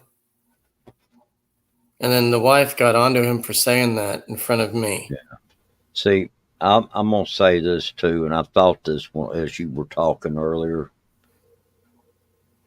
It wouldn't surprise me that in her background, there's been that she may have actually been around some very abusive people, even family members. I'm certainly not accusing anybody of anything, of course, but it just sounds like it. Because a lot of times that's what happens. And she wasn't a troublemaker and growing up. No. She was the sweetest. She never. Anyway. In fact, the impression I get is that she's probably never caused a bit of trouble for anybody. Clean record, nothing going on. Right. She just seemed like that. Struck me as that type of person. She's kept me from being in trouble and stuff and doing the right things. And I think God gave me an angel. Yeah, but it does seem like, just from what you've said about her family, that there may have been some abuse issues of some kind. Now, I don't know that. But to have her, did you say that was her dad? That said, she's not my daughter anymore, yeah. Right. Well, her ex-husband treated her like shit. That's not the kind of thing that he should be saying with her in the kind of condition she's in right now. He should not be saying stuff like that. And as much as I've stayed in touch with him to let him know what's going on, there's no "I love you" back. I says, "I love you. Talk to y'all later. I just wanted to give you an update." "Well, we really do appreciate that, Josh, but Marian's gonna do what she wants, and if she doesn't get any care for it, she's gonna be like this with you or in heaven. So it's like he wants her dead. Like he gave up on his kids. Once you're 18, you're out on the streets. I'm not going to take care of you financially. I don't care anymore. Don't come to me. Because he's a rich ass. I mean, he is. Well, his biggest problem is his selfish and self-centered behavior. He's got a selfish, self-centered mind. And that's what his biggest problem is. Because it's all about me, me, me, me, me. You know? And when she used to be married, he went to a pawn shop to sell her diamond ring to give us money. It wasn't out of his pocket. He sold her wedding ring. That's terrible. And if he had money, it seems like he'd be willing to,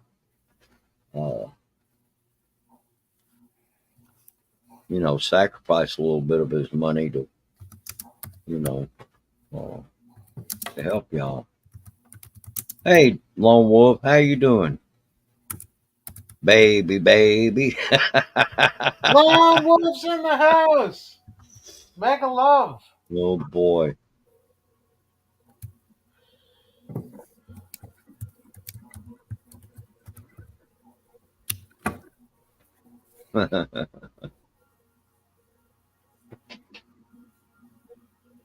Oh boy. Yeah, Josh is going through a bit of a turmoil right now.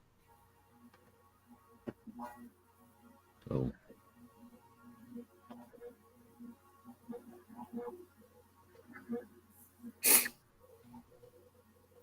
mega love shout out to you too, Lone Wolf.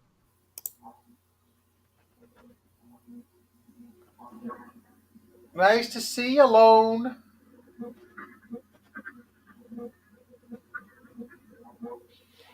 Don't be a stranger. It's like we're all being handsome at the same time to Lone Wolf.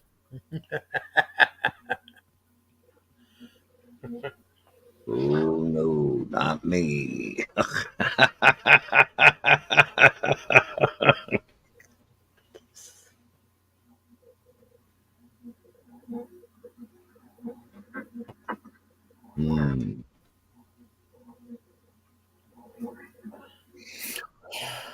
So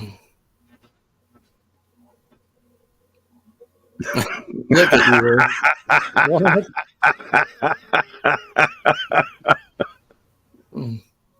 That's almost like John Wayne, kind of, right there. Yep. Bruce Wayne. And the Duke.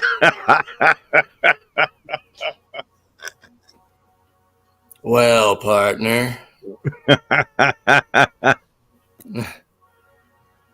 That's funny.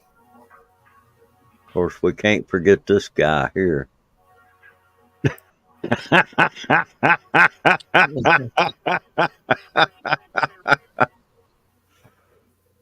Yeah. How you fellers doing? I was just thinking the other day. This is me and Josh's greeting right here. And I want you all to know I'm supporting Josh's. He just had a surgery. I think it's now 13 and a half inches. And I want to congratulate him on his surgery because he now has a new banana. I'll salute you, sir. How'd you know? I must have sent those x-rays to you. I'm so bad to Josh. You're such a good sport, Josh. Daddy Lone Wolf is so bad to Josh. I do it to try and make him laugh, but sometimes he already catches me before I can make him laugh. So, how you fellers doing? Doing great. Doing okay. Yeah. No okay. Oh, cool. How you been, Lone Wolf? Now, let me guess. Are you finally retired, or are you still doing the Walmart? Yeah, I'm retired. Man, you've been God out of the bless, woods. I'm retired. I live up here on the moon. Can't you see? God bless America. Oh, I don't think I'll get to retire until I think 8 years from now I'll be retired. So one of these days Oh yeah, you'll get there. I'll get there. Hell, I want to You get there. I want to get there now at 55, but my lady said no way. If she's still working, I still have to be working. She says, "Get out there and work, boy. Make some living there." I'm actually in between gigs. I'm trying to get back to my security stuff. So Cool. yeah, so I'm actually in between gigs. Actually, I feel semi-retired since I'm in between gigs. That's why I'm having a mimosa right now. I'm semi-retired. Are you a bouncer in security or just Uh, secure? uh, Both positions I'm going for are security guard, and Missionary. one of them's a place I did security a really long time, Yeah, and I'm really shocked. They even told me, they even asked me what my preference was before I even come back for an interview. So I was like, "Well, that's good news." that's So we'll, really so yeah, That's so we'll good. see, we'll see. But my wife, I think she's afraid I was trying to retire now since I had gotten laid off in November, and my wife got really worried because I was getting too used to be working around the house. She was like, "We got to hurry up. We got to." And I now what I've been doing for the past 4 months, yeah. I did 2 months of rehab tech, which I've never done in my life before. So I've been trained as a rehab tech for 2 months, got paid for it, and then I did 2 months of a nurse. I transferred over to nursing, and found out I didn't like washing full human beings, and I quit the nursing. So that's why I'm jobless, because I quit the nursing. I gained a new respect for nurses, but I couldn't. And the girl was so shocked when I said bye to her. I said, "I gotta go," and she goes, "What do you mean you gotta go?" I said, "I gotta go. I gotta." I got tired of bathing full human beings. It just wasn't for me. Yeah. But the girl was shocked. She was like, "What do you mean?" Oh, cool. That's not a Snickers. sponsor. There you go. Wow. Strawberry Snickers. Cool. Wow. Talk about diabetes. Hey, I got a neat story to tell you about the Snickers. The original people that made Snickers, It's 30. they had a horse named Snickers. Anyways, they had this home remedy, and this guy wanted a chocolate bar out there that could be affordable for everyone to buy, and this recipe created the Snickers bar. It was named after their horse named Snickers. Wow. Wow. So yeah, and it was during hard times. I think I don't know if Snickers came out during the Depression, but It's satisfying. anyway, They've this been around for a while. I know that. yeah. So the story behind it's neat. They wanted to create something affordable that everyone could buy. So that was pretty cool. That's right. My wife can't eat it because it has nuts. So there goes her weekend. Well, what you do, Josh, is you eat it, you chew it, and you pick out the nuts, and then there you're good. I'm with nuts every day. Her and her family. Sometimes you feel like it. Sometimes you don't. It sure got nuts bounds though. I remember that commercial. Sometimes you feel like a nut. Sometimes you don't. I don't know what a nut feels like. Enjoy. I'll never forget that old lady from the Wendy's commercial. Where's the beef? Oh yeah, I remember her. She was funny. Where's Yeah. the beef? It's so funny. You guys remember that hot sauce commercial? Like they said, I don't know what kind of brand it was, but they said after that they said, "Get a rope." Get a rope. Oh yeah. They're was, trying to bring back the Taco Bell dog. Really? Well, Actually, you know, Taco That Bell. was Pace. I bought a bunch of those Taco Yeah, Bell Trace bars, pecani sauce. Yep. Uh-huh. and during my move, I think my family either gave it away or pitched my Taco Bell dogs. But I dug them because they said, "Yo quiero Taco Bell." Okay, so you know the dog on Taco Bell commercials, right? It was actually a female, but she passed away. That was in the 90s. And her name was Tinkerbell or something like that, actually. That makes Oh, sense. her name was. I thought her name was Coochie. Stop. Tinker, I'm trying to I be think not dirty on here. Tinkerbell sounds good. Bruce Tinkerbell. says, any more dirty talk, I'm gone. Oh, boy. Keep it in your pants. Keep it in your pants. Keep it in your pants. Yeah. Yo quiero Taco Bell. Bruce says, whose pants? Which one of you speaks English? One does. So get this. I was trying to apply for a job, and this isn't a joke. It was down the street. And they asked if they needed a bilingual delivery driver. See? One doesn't look Spanish, do they? No. So I was like, I speak English really well. Can I do that? They said, no, we need Spanish speakers in our area. I was like, Wow. well, there goes my weekend. Do you guys have anything else? They said, you can help us bake things, and I was like, sure. You should have said yes, because you know how to say sí and hola. Hola, señor. Would you like a dos or uno? Sí. That's only when we were holding hands at the beach, remember? Oh, you'd have to be a little more prettier, Josh, to be holding hands. Fag. You're gonna have to dress like Ladyboy if we're gonna hold hands. So first, you gotta lose some weight, boy. We gotta get See, you. it's a fat thing. I knew it. We gotta get you Ladyboy shape. You what? We gotta get you Ladyboy shape Sure. so you can buy your little tiny high heels.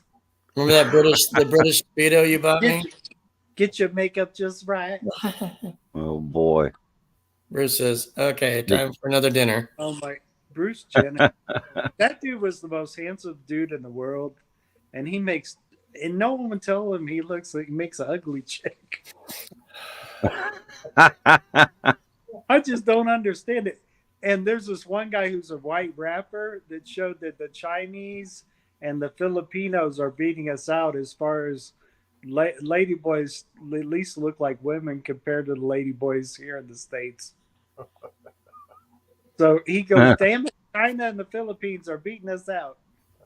Our guys still look like dudes in drag, and the Chinese and the Philippines look like chicks. Chicks.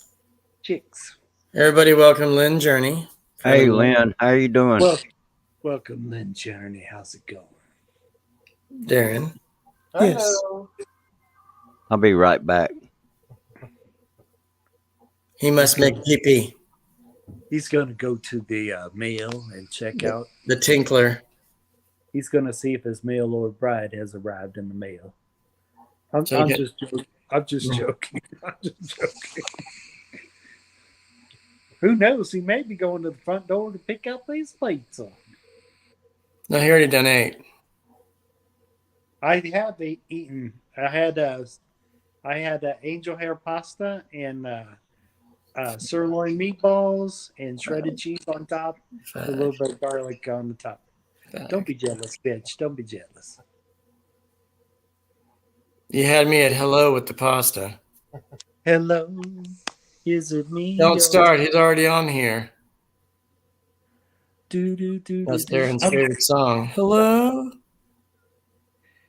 Hello. See? If I'm gonna die for a word, it's gonna be poontang. And here we go. That's from Full Metal Jacket. Yeah, you shouldn't get life philosophy from Full Metal Jacket. That might not be a good thing. Stay in school, boys and girls. Read. Yeah, don't put ceramic penises outside the window on your last day of school. Oh, wow. You had a different school, Josh. My school was baseball, football, track. none of that stuff, new age shit you got going on in your school.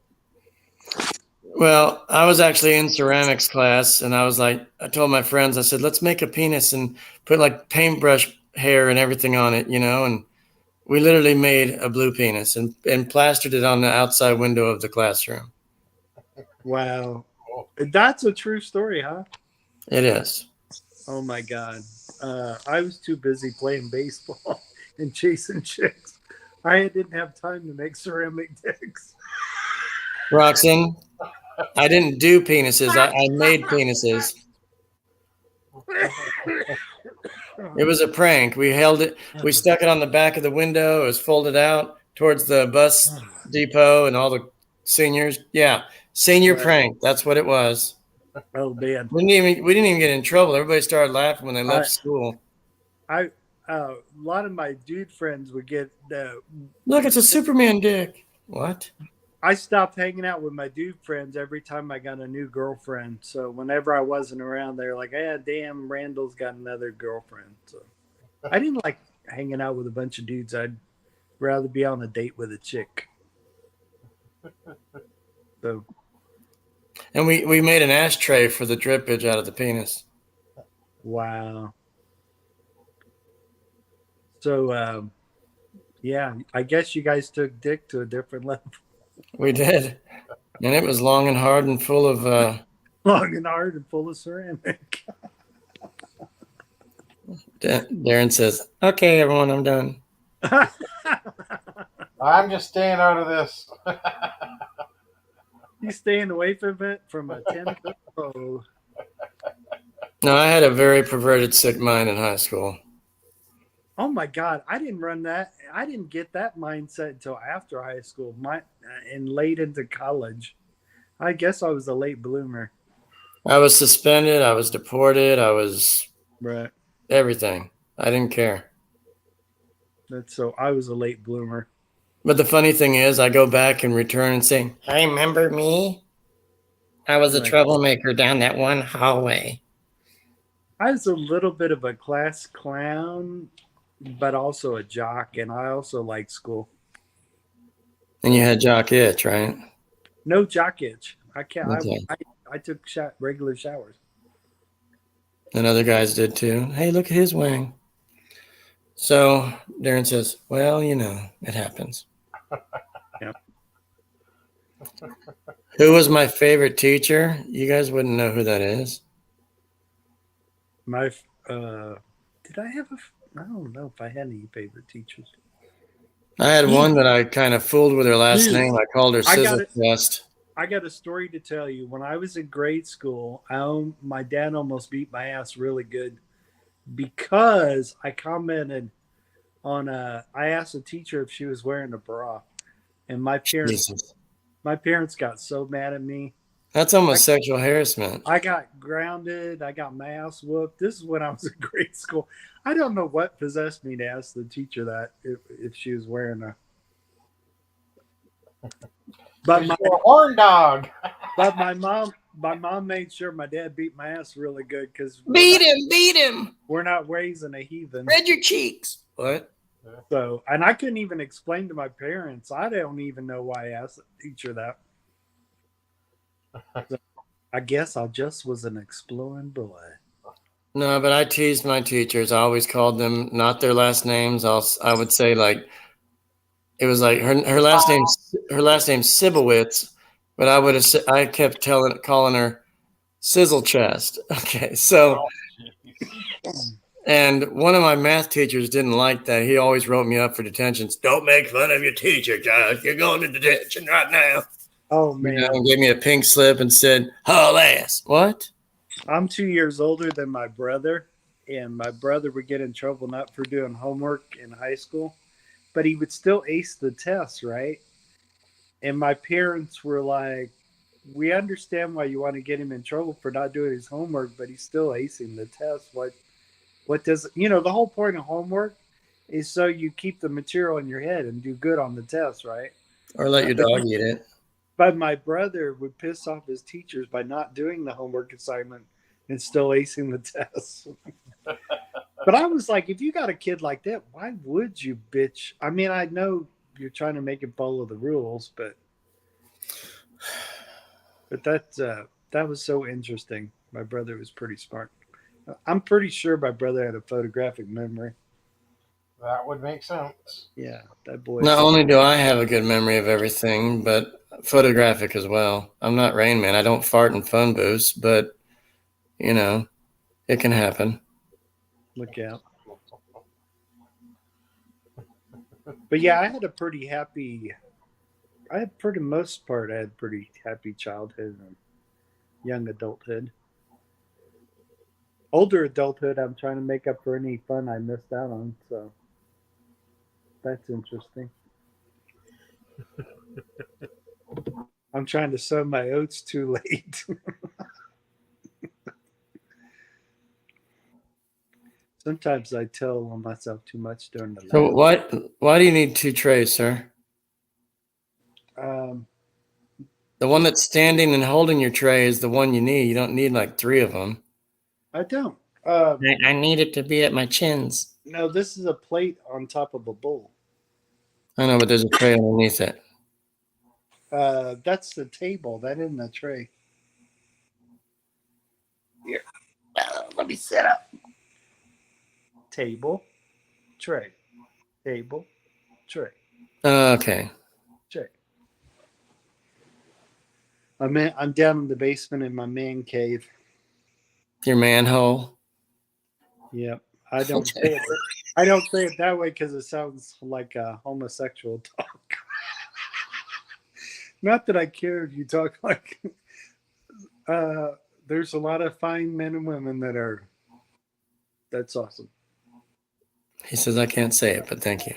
God bless them. No, I will say people from that community has always been really nice to me. And I've always been respectful to them. Which community is that? The ABCTQRSV? Yeah, the ones with all the letters in it. Oh, okay. But you know what? I found out the people that are in that community, I didn't realize the trans community, there's just like 1% out of the whole. So we do a lot of jumping for 1% of the population. So, I mean, not that it matters that it's 1%, but it's very interesting. But I like what one old man said. If you identify as a goat, you can keep calling yourself a goat all day, but I'm still going to tell you you're not a goat.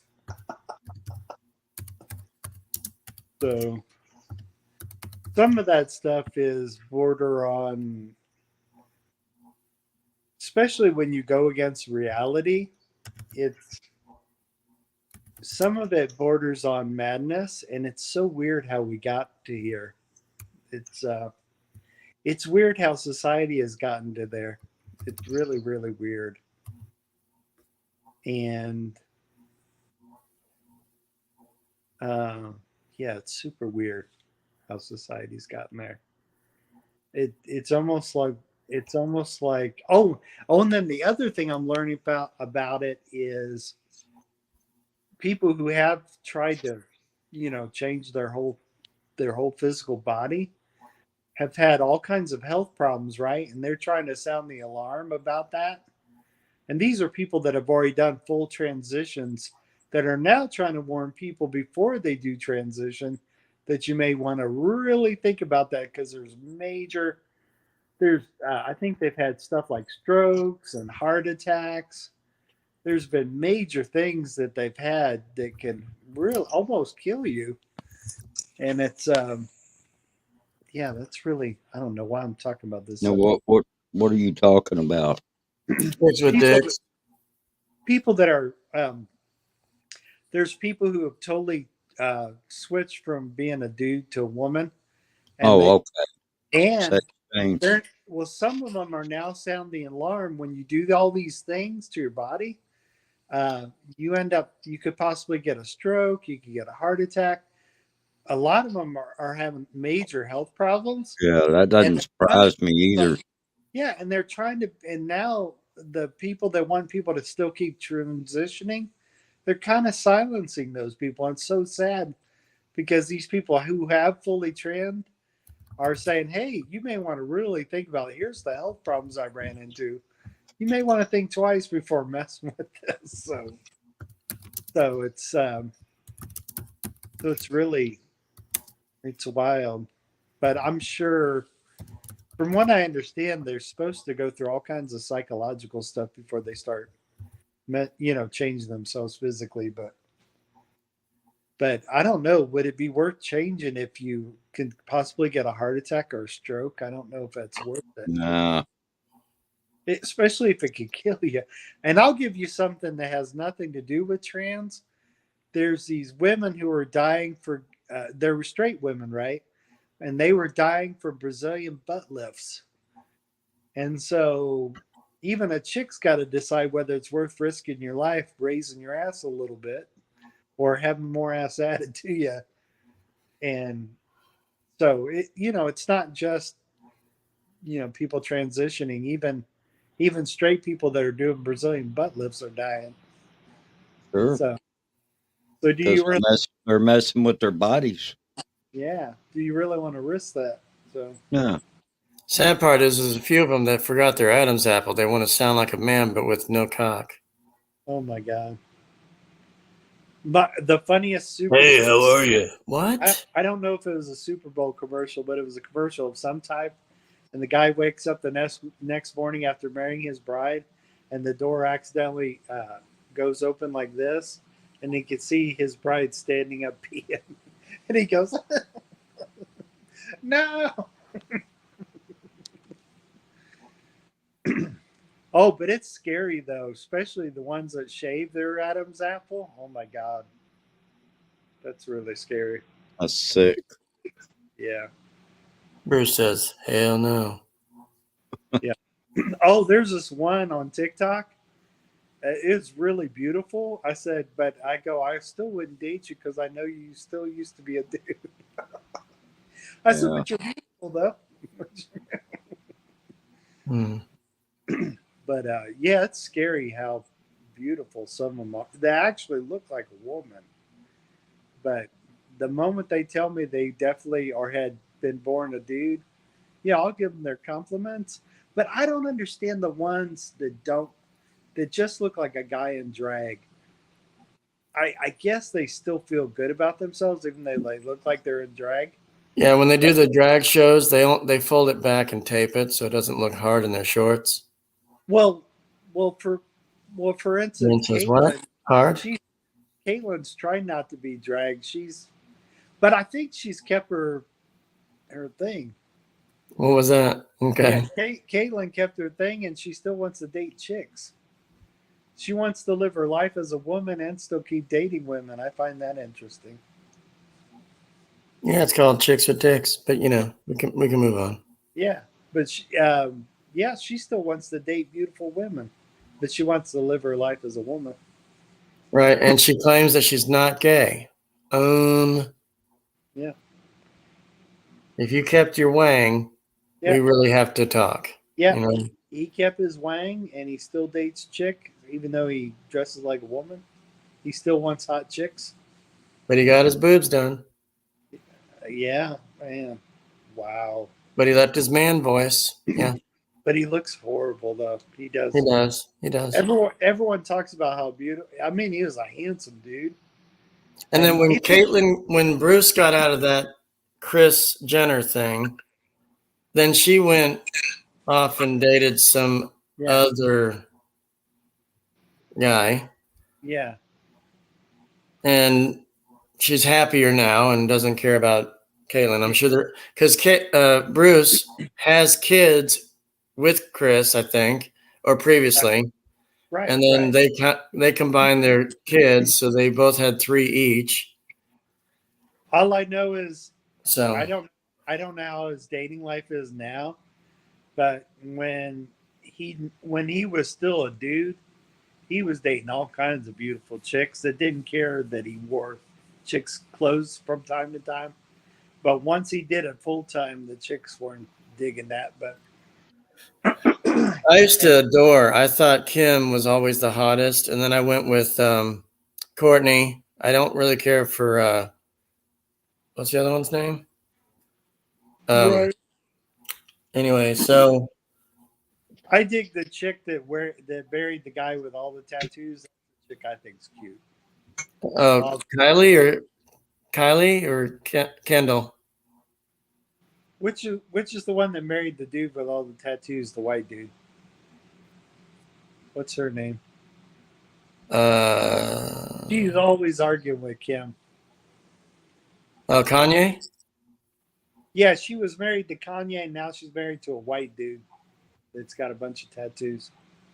Oh yeah, the guy no, from no, Blink that was 182. Yeah, Kim was the. I'm sorry, Kim was married to Kanye. Uh, Then they divorced. the guy she's married to, she married the guy that drank too much, and then married the guy with the tattoos. He was the drummer from Blink 182. Oh, really? Yes. Cool. But anyways, that's the Kardashian I like. But Chloe's pretty cool. Chloe, yeah, she's all right. She kept picking basketball players. Right. But Kylie, I thought she was adorable. Right. Kendall's just hot. Which one's the tall model? Kendall. Yeah, Kendall's cool. Kendall acts more normal than the rest of them. Oh yeah, definitely. Yeah, the models. Who would ever think you'd say that about a model? But yeah, she out of all the Kardashians, Kendall I think acts the most reasonable. She's hot. Yeah, she's cool. Lone says I'll fuck her. So I wonder how Lone would actually say, "Can I get in your pants? You're so hot." I would only say that if I was a single man. Take that bathing what suit off. celebrity? What celebrity would you date? What celebrity would I date? If you could choose any celebrity, it doesn't have to be a Kardashian. No. What celebrity? Oh, Rosalind Sanchez. What's the name of the chick that played Wonder Woman? Linda. No, not her. The other one, the new Wonder Woman. Godot. Oh yeah, Gal Gadot. Yeah, she's hot. And actually, I also like the girl that plays in Family Guy, the Latino chick in Family Guy, Sofia Vergara, right? That's Mila. No, how do you say Sofia? Vergara. Yeah, I think she's hot. I like them Latin chicks. Hey, Selma Hayek still looks good. Oh yeah, she's hot. Selma Hayek. She's pretty cool. Bruce and Darren, they're just like, we're just listening. Fuck off. Cameron Diaz ain't bad. And Jennifer Lopez. Yeah, she's getting divorced from what's the name? Ben Affleck. They can't keep a marriage going. That is their second time. Yeah, I know, and that surprised me. So he's a dick. A lot of people don't like him, but but from his ex-girlfriends, I guess he knows how to please, according to his ex-girlfriend. They said Ben Affleck knows how to take care of the ladies in that department. Boink. Yep. But I guess that wasn't enough to hold Jennifer Lopez. Bruce says, I'm here, but somebody stop talking to me. Oh, Bruce, what celebrity chick would you date or that you'd find worthy of dating of your time? Of his time?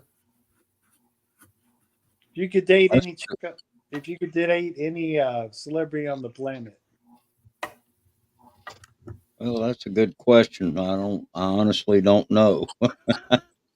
What's your favorite movie star in the whole world? What's your favorite actor in the whole There's been a few of them, actually. Been several of them. Bruce says, Morgan Fairchild. Oh, my goodness. Oh, you know what? We should pick chicks from Bruce's era. Yeah. How about Sophia Loren? Yeah, that one. Well, yeah, she was beautiful for sure. And then how She's about a little bit older than I am. Marilyn Monroe? Watch it. Yeah, sure. Yeah, Mr. President. Yeah, Marilyn Monroe. Let's see, All the James Bond girls. Charlie's Angels. Oh yeah. Now Sarah Cameron Diaz Connor. was all. I like Lucy Liu and Cameron Diaz out of the. I didn't like Drew Barrymore. You know Lucy Liu's intense. Gosh, there was a bunch of them.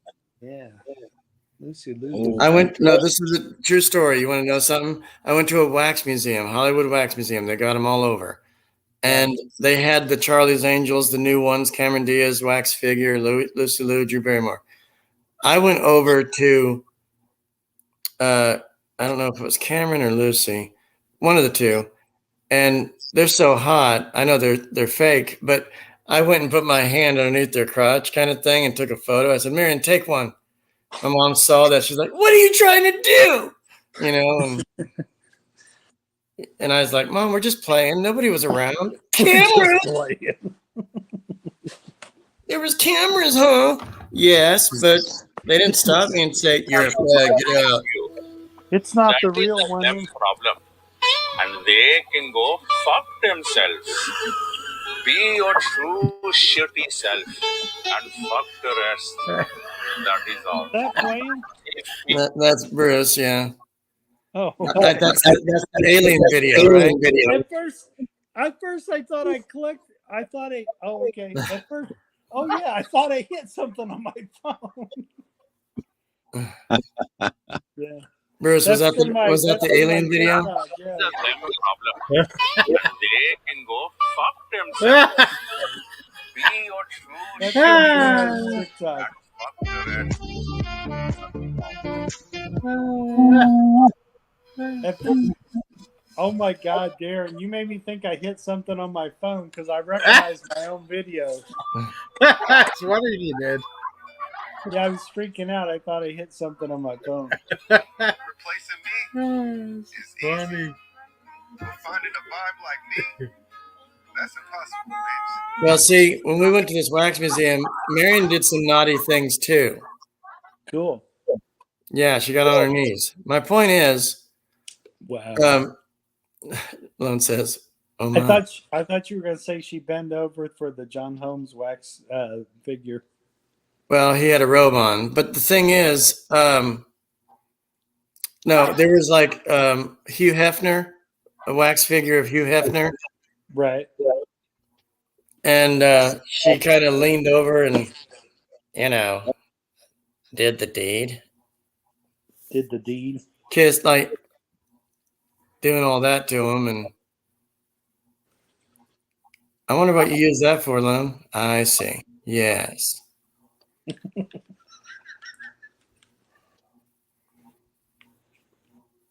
So you could have done your own proctology test at home.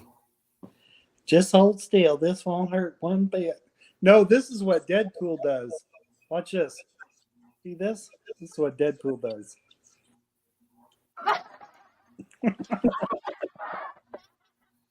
Okay. I'm so silly. Power to the people. Power to the people, man. Power to the people. Right on. I know. Power to the people, man. I'm so silly. Bruce says, "I'm playing things on my phone. I'm not listening."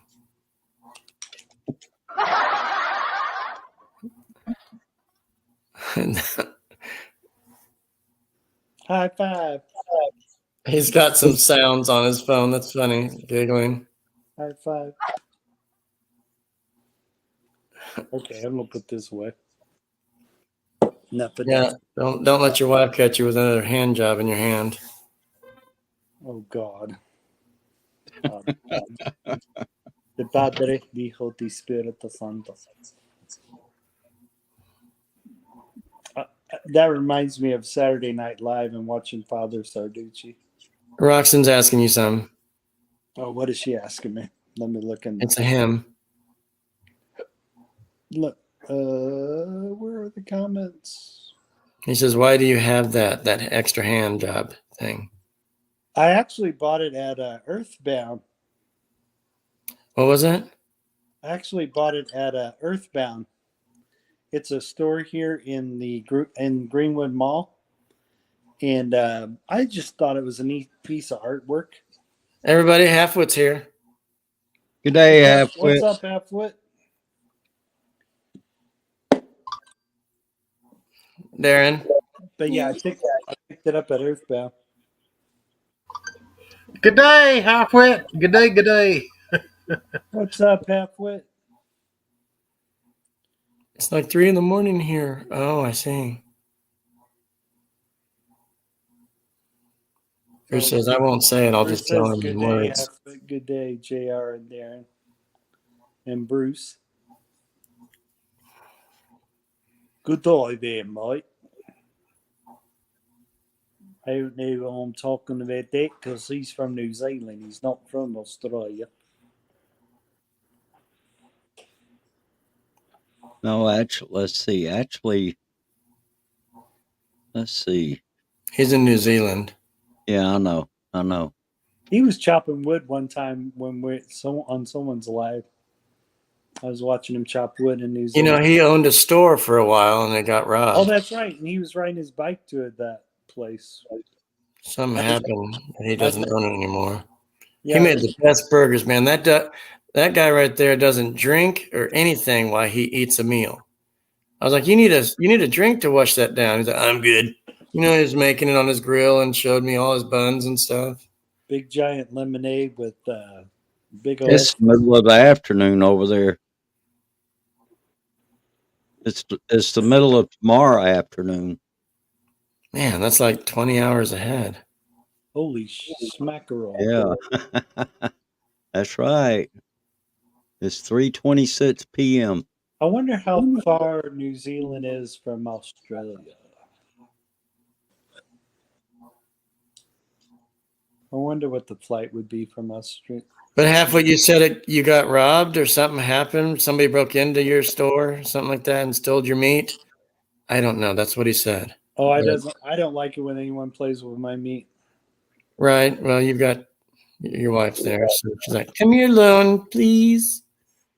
Come here, big boy. This ain't There he goes. This ain't gonna hurt a bit, baby. Here we go. Just hold still, darling.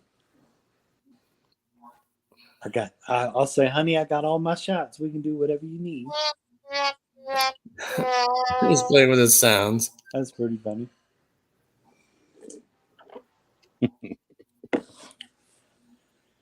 That's so funny. Canada.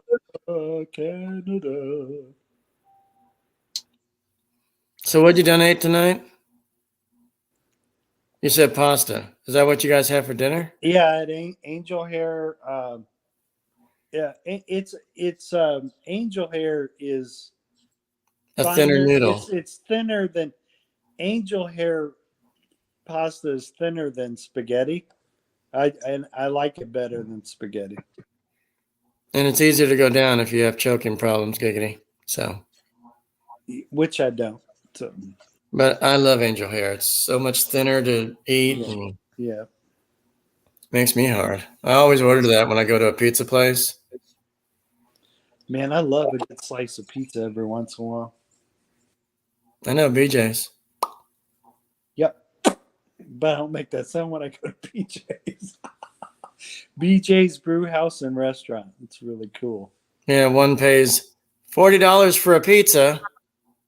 You know what's funny? For the exact same pizza, if you pick it up yourself, they cut you a deal, and I think it's like $16. And it's exactly the same pizza. But you brought that one back home. It was 32. Yep. He ate a large to himself and had everything on it. It was a bacon ranch. Oh my God. I love it. Yeah, I love it when, yeah. Roxanne, if you ever go to a BJ's, make sure you enter from the rear. Enter from the rear. You're so bad. Bruce says, I didn't get that one, but okay. Just make sure you have a safe word. Oh, I got it. I don't think I didn't get it. I got a safe word for you. We got a safe word for you. If you hold them up by the ears, it doesn't hurt them as much. I have a good friend that's actually a manager at our local BJ's. And no, that's not what she does for me. I would love that, but I was going to say something really nasty and raunchy, but I'm going to be good. I'm gonna be good. no, but she's fine as hell. But she's a manager there, and You're gonna be what? sorry. So when you see the manager, do you look into her eyes and go, "Hello, is it me you're looking for?" I can see it in your eyes. Yeah, it's a restaurant I where can we see are. it. We don't have a BJ's wholesale. BJ's Wholesale, that's a bargain. But see, a friend of mine used to go to his local shopping center, and it had Dick's and BJ's, both stores. And he actually filmed it. He's like, "Look, everyone, Dick's and BJ's." Yeah, there is a Dick's Sporting Goods not too far from the BJ's. That's so funny. They got that in Greenwood too. That's funny. I could have made the same video. That's a hard decision if one was really interested. Yeah, I would skip the Dick's and go straight Stop. to the beach. It still means the same thing. Please. Oh God. You don't have those down there, Bruce? This live stream's going downhill. Bruce? There's a place. There's a couple of places around here. Novelty places. We got a place downtown called Beavers. Wink, wink. Okay. Yeah, I always like to eat at Beavers.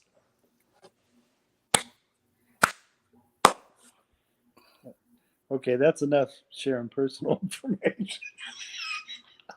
As long as it's a nice little shaven river. I love how I laugh at my own shit. That's pretty funny. Yeah, they closed our Hooters too. We still got Hooters here because our Hooters is bigger. And then we also got Twin Peaks. We have Twin Peaks. Love it. I love their food though. I've yet to try the Twin Peaks here. I hope it's. I had heard something a while back about Hooters. I don't know if they went bankrupt or if they're just shutting down some of their locations or what. They even closed Red Lobsters around us. Oh, we still got a Red Lobster here. But yeah. 'Cause you're better than us because you're up yonder ways.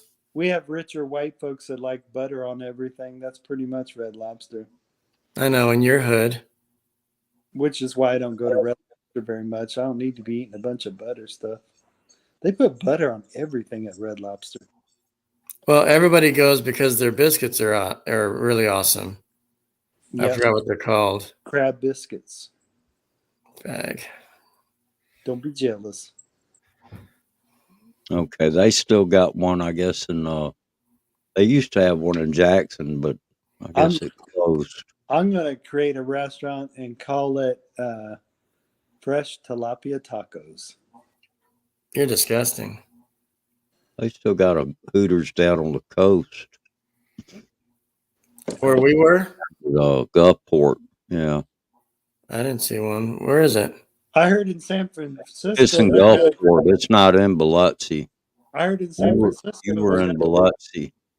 I heard in San Francisco they're going to create a new restaurant called Dickaroos.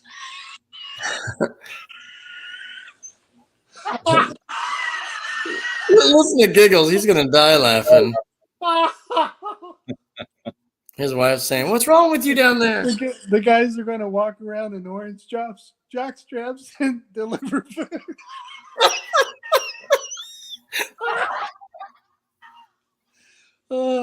Come on in. We got fresh food here at Dickaroos. That probably won't work. Too many women won't frequent it. Dickaroos. That's funny. Sounds like a midget underwear. Be a giant jock strap instead of and it'd be an owl wearing a giant orange jock strap instead of a Hooters orange eyes. Some of the shit I think of is crazy. It'd be funny. Bruce says, I don't think I could eat at a place called Dickaroos though. That might not be catchy. I wouldn't want to go to it. Bruce says, "No, not me." Mm-mm. Bruce said without hesitation, I don't think I'll go to a restaurant like that. It's not a matter of thinking. I wouldn't. Period. End of discussion. End of discussion.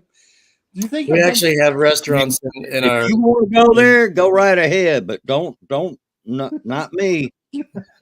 Bruce says, "We're not going to go there." What if Mm-mm. they gave you free entree?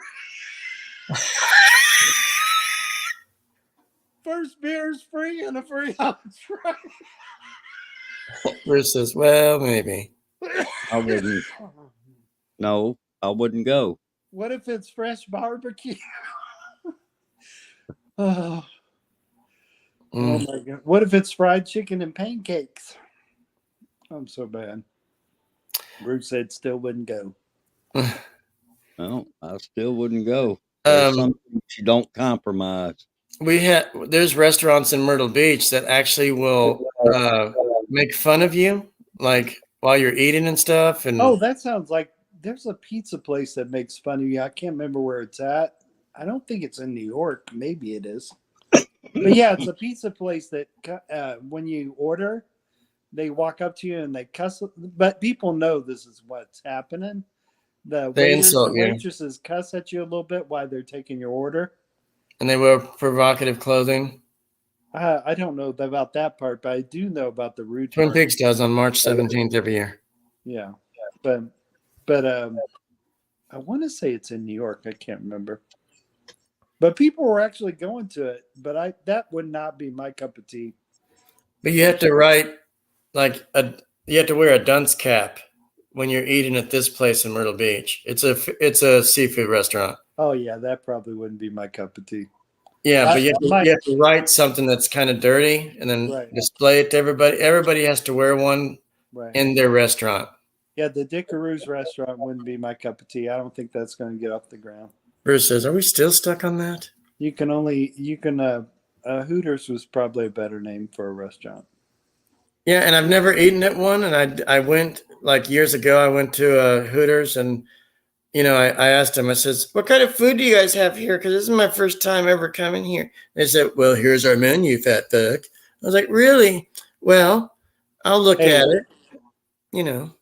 When I took my wife to Chi-Chi's, she thought I was trying to take her to a strip joint because Chi-Chi's in Spanish means boobs. Right. And it's also hot sauce. She goes, "You taking me to a strip joint?" I'm like, "No, it's a Mexican restaurant named Chi-Chi's." So. No, they sell it in stores. It's a hot sauce now. Oh, yeah, yeah. They don't have those restaurants anymore. Yeah, there's no more Chi-Chi's here anymore. There is a On the Border Mexican restaurant here, which is, I'm shocked that that's not offensive. I guess people don't take offense to it. It's a trip, the restaurant called On the Border. It's actually a good restaurant. It's good Mexican. We have a place called like that. It's on the border, but it's a Mexican town. Like it's all just rides and attractions and stores to shop at. They also have restaurants and hotels. It's kind of like a rundown place. It's between us and Myrtle Beach. It's like it's dead. Like there's nothing there. But it kind of gets you to I-95, if you will, on the coast, right? So. Yeah. Buffalo Wild Wings is pretty good. Yeah, but they're fuckheads when it comes to being hired. Oh, really? I tried. Have you tried to work at Hooters? I have boobs, but see, I had too many stretch marks. I wouldn't fit in the clothing. Yeah.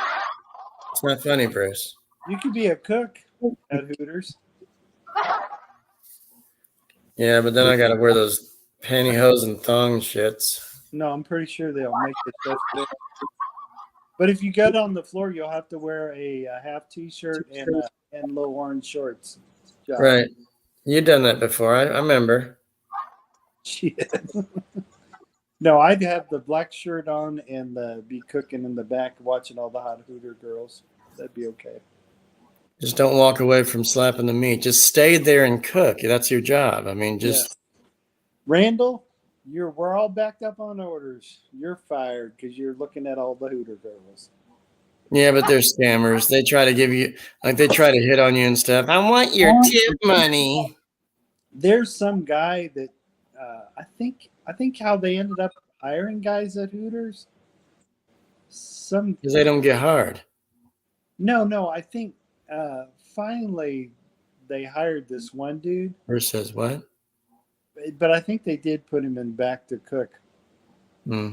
But they're like, no, dude, you're not gonna come out on the floor and wait tables. That's our bread and butter. That's for the chicks to do. But we'll hire you as a cook. So, Lone, do you guys have like a Golden Corral over your way? Yeah. Have you ever eaten there? Yeah. The only bad thing about that is, They're expensive. well, maybe that, but I sometimes I don't like going to places like that because I'll overeat. And I don't know. Your boys, I'm trying not to overeat. well, you pay one price and you get a huge buffet, and it's just fun. Yeah, yeah. That's American way of getting chubby. I went to the one in Kissimmee, Florida, near Disney, and I was Mhm. like, well, this could be cheap. Boy, 15, 20 bucks. It Right. was 20 bucks a person. Well, that's because they know people are really shoveling their faces when they pay it, and it's I don't know, man. It when you feel like when you leave a restaurant and you feel like you've had Thanksgiving dinner, you probably have eaten too much. You know, Yeah. it's just too. Like I said, I try to stay away from places like that. It's too much temptation. So I always have their spaghetti and tilapia and some of their chicken. well, you know what I do when I go to Yaya's, which I almost go to Yaya's every Sunday. I cut Rich my ass. meal. I cut my meal in half. I only eat half my meal, and then I eat the other half later. So that's your boy trying to be good. Oh, but when the family isn't there, he doesn't be good. He's like, I'm gonna go get a cheeseburger and Subways, and Oh I'm yeah, gonna. whenever my family goes on vacation without me, oh they're so worried. They're afraid I'll go get yeah. That's so funny you brought that up. That's true. I've seen you. But Look, I don't dude, I'm blame them. having this. I don't blame them. That's exactly what they mean when they say be good. They don't want to hit me all. They don't want me to hit my favorite restaurants. Your wife says, we're gonna be gone 3 weeks. You better not eat like a pig or an Yeah, oinker. And please be good. The if you only do, thing we're is, gonna get a divorce. the only thing is the scale doesn't lie. So even when I'm being bad, I try to eat some of the bad food in small portions because that scale does not lie. Or sometimes when I'm walking around, my family can see my shape. They know when I've been cheating on my diet. You get out of the shower all wet and nude. Your No, wife says, they'll just go. Someone looks like they're not following their diet. that's how she says it. Yep. And what do you say? Well, And I said, "That's right, girl. I've been bad. I'm so sorry. give me some whippings when you get back. Give me that other slice of pizza again." That's why. Oh no, I better not say that because I'll get in trouble with the big girl audience. I don't want to get in trouble with the big girl audience. Ain't no one in here but us men's. Yeah, but the big girl may rewatch this live stream and get upset. Who's the big girl? I only know one. Don't you have tons of big girl audience in here? Whoa. Oh, I I'm might. assuming. I'm assuming Now half they're going to your, say, oh, is he I'm, talking about fat chicks? I'm assuming half your audience are big girls. No. Some of them, I don't even know what they look like. They don't stand up, nothing. But Yeah, big girl. We got a I do big have a girl. friend locally that I call her Fat Girl, but I know her name. A big girl reach out a house and home. She'll eat me out of house and home for sure.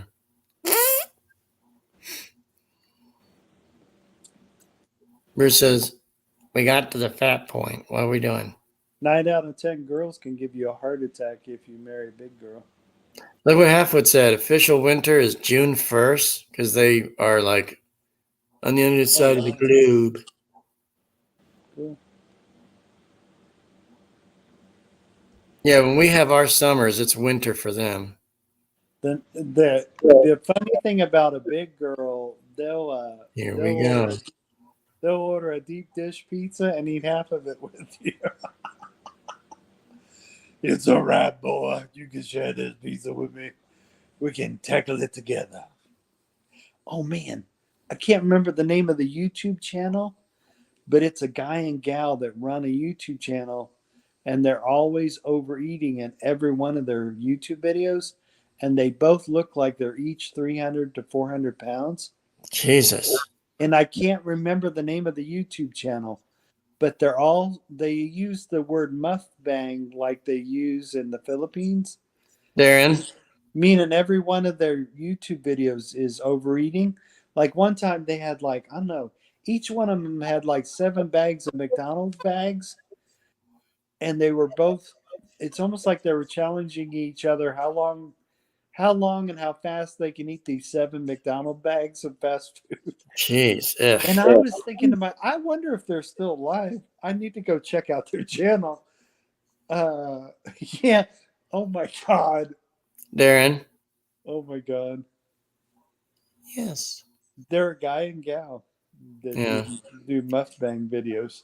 I've seen other people have lots and lots of food on their table or counters and trays and stuff, and they're doing all those mukbang things too. And they're just pigging out like, we got grilled cheese sandwiches, we got this, we got that. We're gonna do this tonight. But We're gonna I mean, both this guy and gal that run this YouTube channel, they both look like I don't know if they're still alive because they, like I said, they each look like they're 400 pounds, both the guy and gal. It's crazy. Yeah, I remember that Robbie P2 guy. I think he's one of Rosie's friends. And they always get into arguments about, you're fat. I'm thin. Well, Right. But like I said, they're both really, really big people. I mean, there's nothing wrong with being a big person. it's But unhealthy.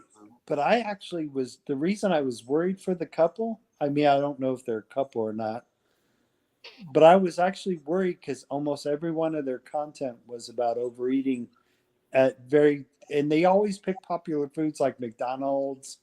I can't remember what pizza places they chose, but I'm sure if they did a pizza one, it was like each of them was eating like 2 or 3 large pizzas, and it Mm. was.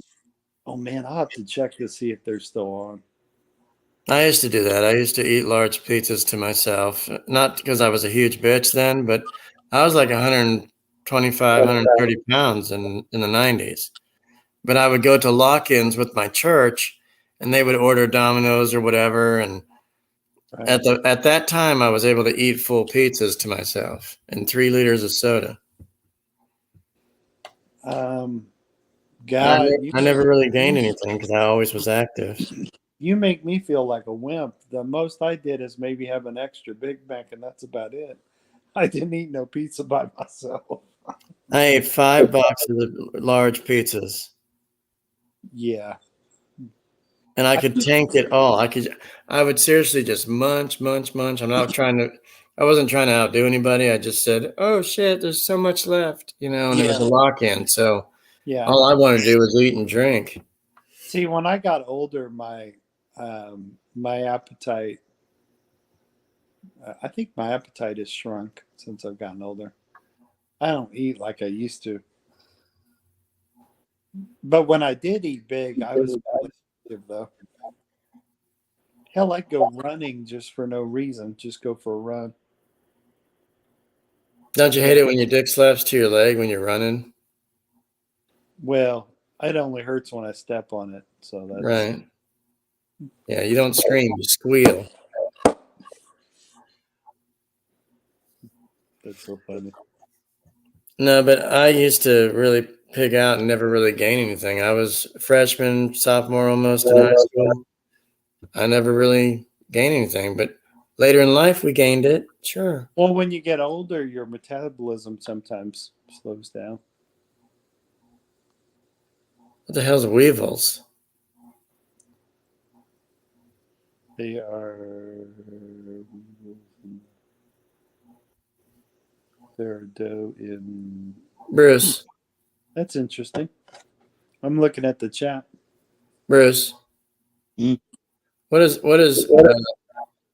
Halfwit saying right there? Weevils.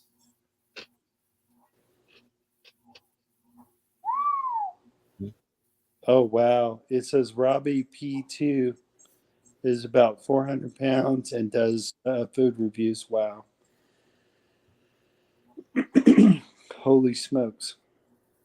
Oh, okay. Weevils. That's yeah. That they can get into your stuff like your flour, your rice, you know, uh, anything like that. But what is it? Like a grain. It's like a bug. Oh wow! Yeah. Well, Or- when we order pizza, we get like the veggie ones, like large veggies, and they're really good. Yeah. You've heard of boll weevils, haven't you? Boll weevils. Weevils wobble, but they don't fall down. No, Uh, they're called boll weevils. You never heard of them? no. Yeah, they get into cotton plants. Oh wow! Mm-hmm. As long as they don't tickle my genitals when I have pizza, I'm good. Lone says, what? I wish I was 1% rich, because I would do stuff to really piss off the left. It'd be so much fun.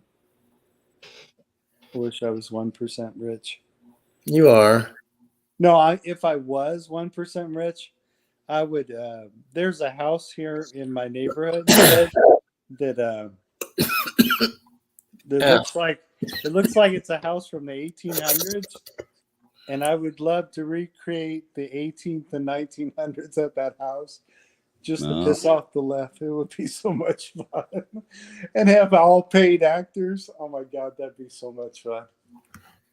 Oh, it's good that I'm not 1% rich. I'd piss people off. No, but you're 20%. Oh my god, if I was 1% rich, it would be so much fun.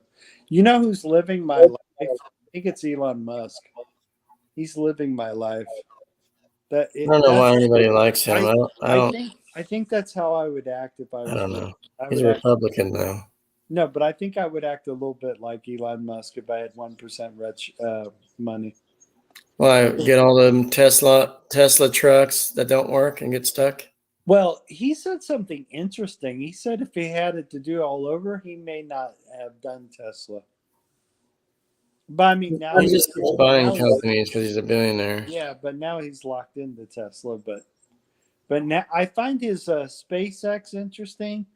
I also find it interesting about AI, the stuff he may be doing with AI. So that's interesting. You know, a lot of celebrities stop using Twitter because Elon Musk is a Republican, and a lot of them are Democrats. So they jumped off Twitter, and they don't like him. And I thought it was weird when he bought Twitter that he named it X. I still would have kept the Twitter name, because name. when you type it in, it's still there. It just turns into X when it goes there. Right. I don't think I would have changed the Twitter name to X. I think I don't know why he likes the letter X so much, but If he puts 2 more X's, then he'll get a lot of attention. Boink, boink. if I was him, I would have kept the Twitter name. It's such a brand new thing. And not only that, you bought Echo, it. echo. So yeah, you bought it. I'm gonna jump down, Josh. I'm getting messaged by somebody I need to talk to. That's fine. I appreciate it. Have a good one, Bruce. Thank you for the long talk. See you, Cool. Peace out. on board. Take Peace care. be with you. All right. Padre, Hijo, y Spirito Santo. Later, Gator. Have a good night. All right. Y'all take care. All right. Peace. Later. After a while, crocodile. For real, though. See you later, alligator. All right. Bye-bye. Bruce is cool. So it's not echoing now, right? No, it was on his end. Oh, cool. But anyways, I really, and it's too bad that some of those people left X because of that, or Twitter. But I am surprised that he changed the Twitter name to X, because I mean, he has the right to since he bought Twitter, but I think I would have kept the name Twitter. Everybody's used to it. They like the little bird tweeter thing. Yeah, the low. So, Yeah. um, So but yeah, I think the dude's a really smart dude, though, because whenever he does invent something or want to create something, he gets investors like that. He's even made modular homes that look like they go up pretty easily. you know, his aunt is a model. Oh, I didn't know that. Yeah, or grandma or somebody. I don't know what's her name, but she's like a Victoria's Secret perfume model. Right. Or a fashion model, something like that. She doesn't wear like bikinis or nothing, but Right. she's probably in her 60s or 70s. Right. You know what I dug about She's a billionaire too. What I dug about Elon Musk is he wanted Twitter. Part of the reason he bought Twitter was he thought there was too much censorship going on. And that's why they were slamming Elon Musk for not keeping the censor stuff in TikTok. And I guess Roxanne gave up. but anyways, I love that about him when he bought Twitter. That he wanted there to be not the censorship. When Marian and I actually got married, Jim Carrey on Twitter, seriously him, before he quit, he actually said, "Congrats on the marriage." That's the only message I got from him back in like, what year was it? 2008? Oh, wow.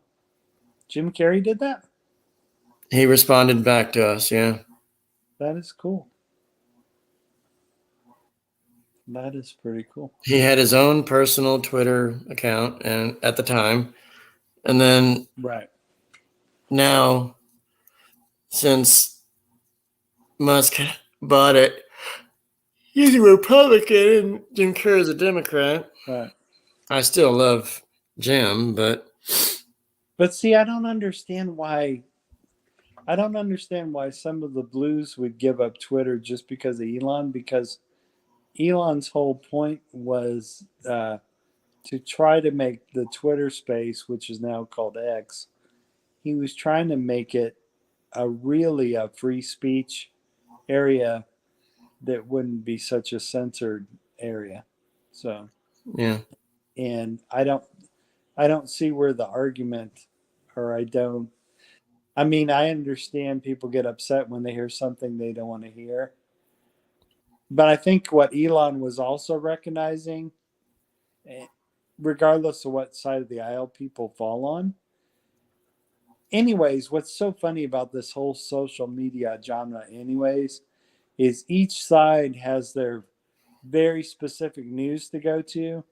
And each side, and Twitter's kind of set up this way, and so is YouTube, and so is Facebook. Anyways, all these social medias are set up very similar to the point where it finds out what you like, right? So it sends you only stuff you like, right? And what it does is I think it creates an echo chamber, which causes people to only listen to what they agree with. They don't listen to anything else. And anyways, I think what it creates is an echo chamber. You don't have the clash of different ideas clashing together. You just, in your news feeds and all your social media, you're only seeing stuff you've agreed with or like, and it almost creates I don't know, it just creates both sides have that, and therefore they're creating an echo chamber where there's no disagreements. And I don't know. Are you gonna be around right now if I call you back? Yeah, I think so. because I'm going to use the bathroom, then I can call you on Messenger. Oh, okay. I'm sitting here dancing. I kind of get going. Oh, sorry, you cruising?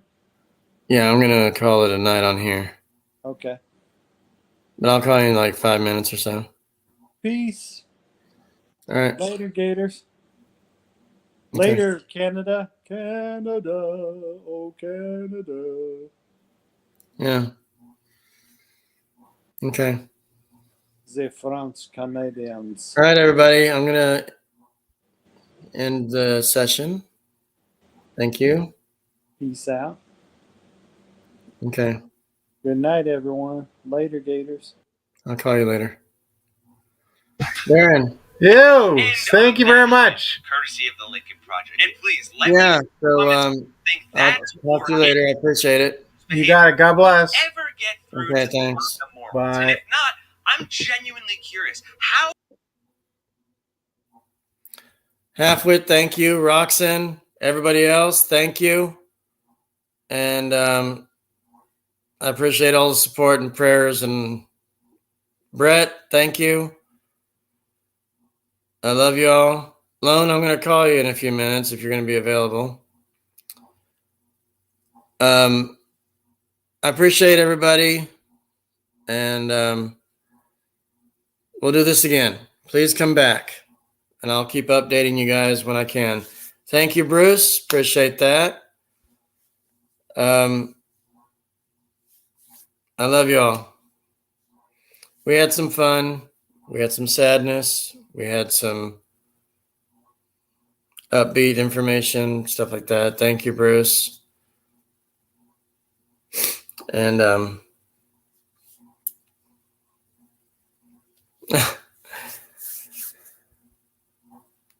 thank you, everyone. Appreciate it. I'll keep you notified. Probably not like this, but I'll just halfway. You don't do any more Messenger. You kind of gave up on that. Couldn't find you.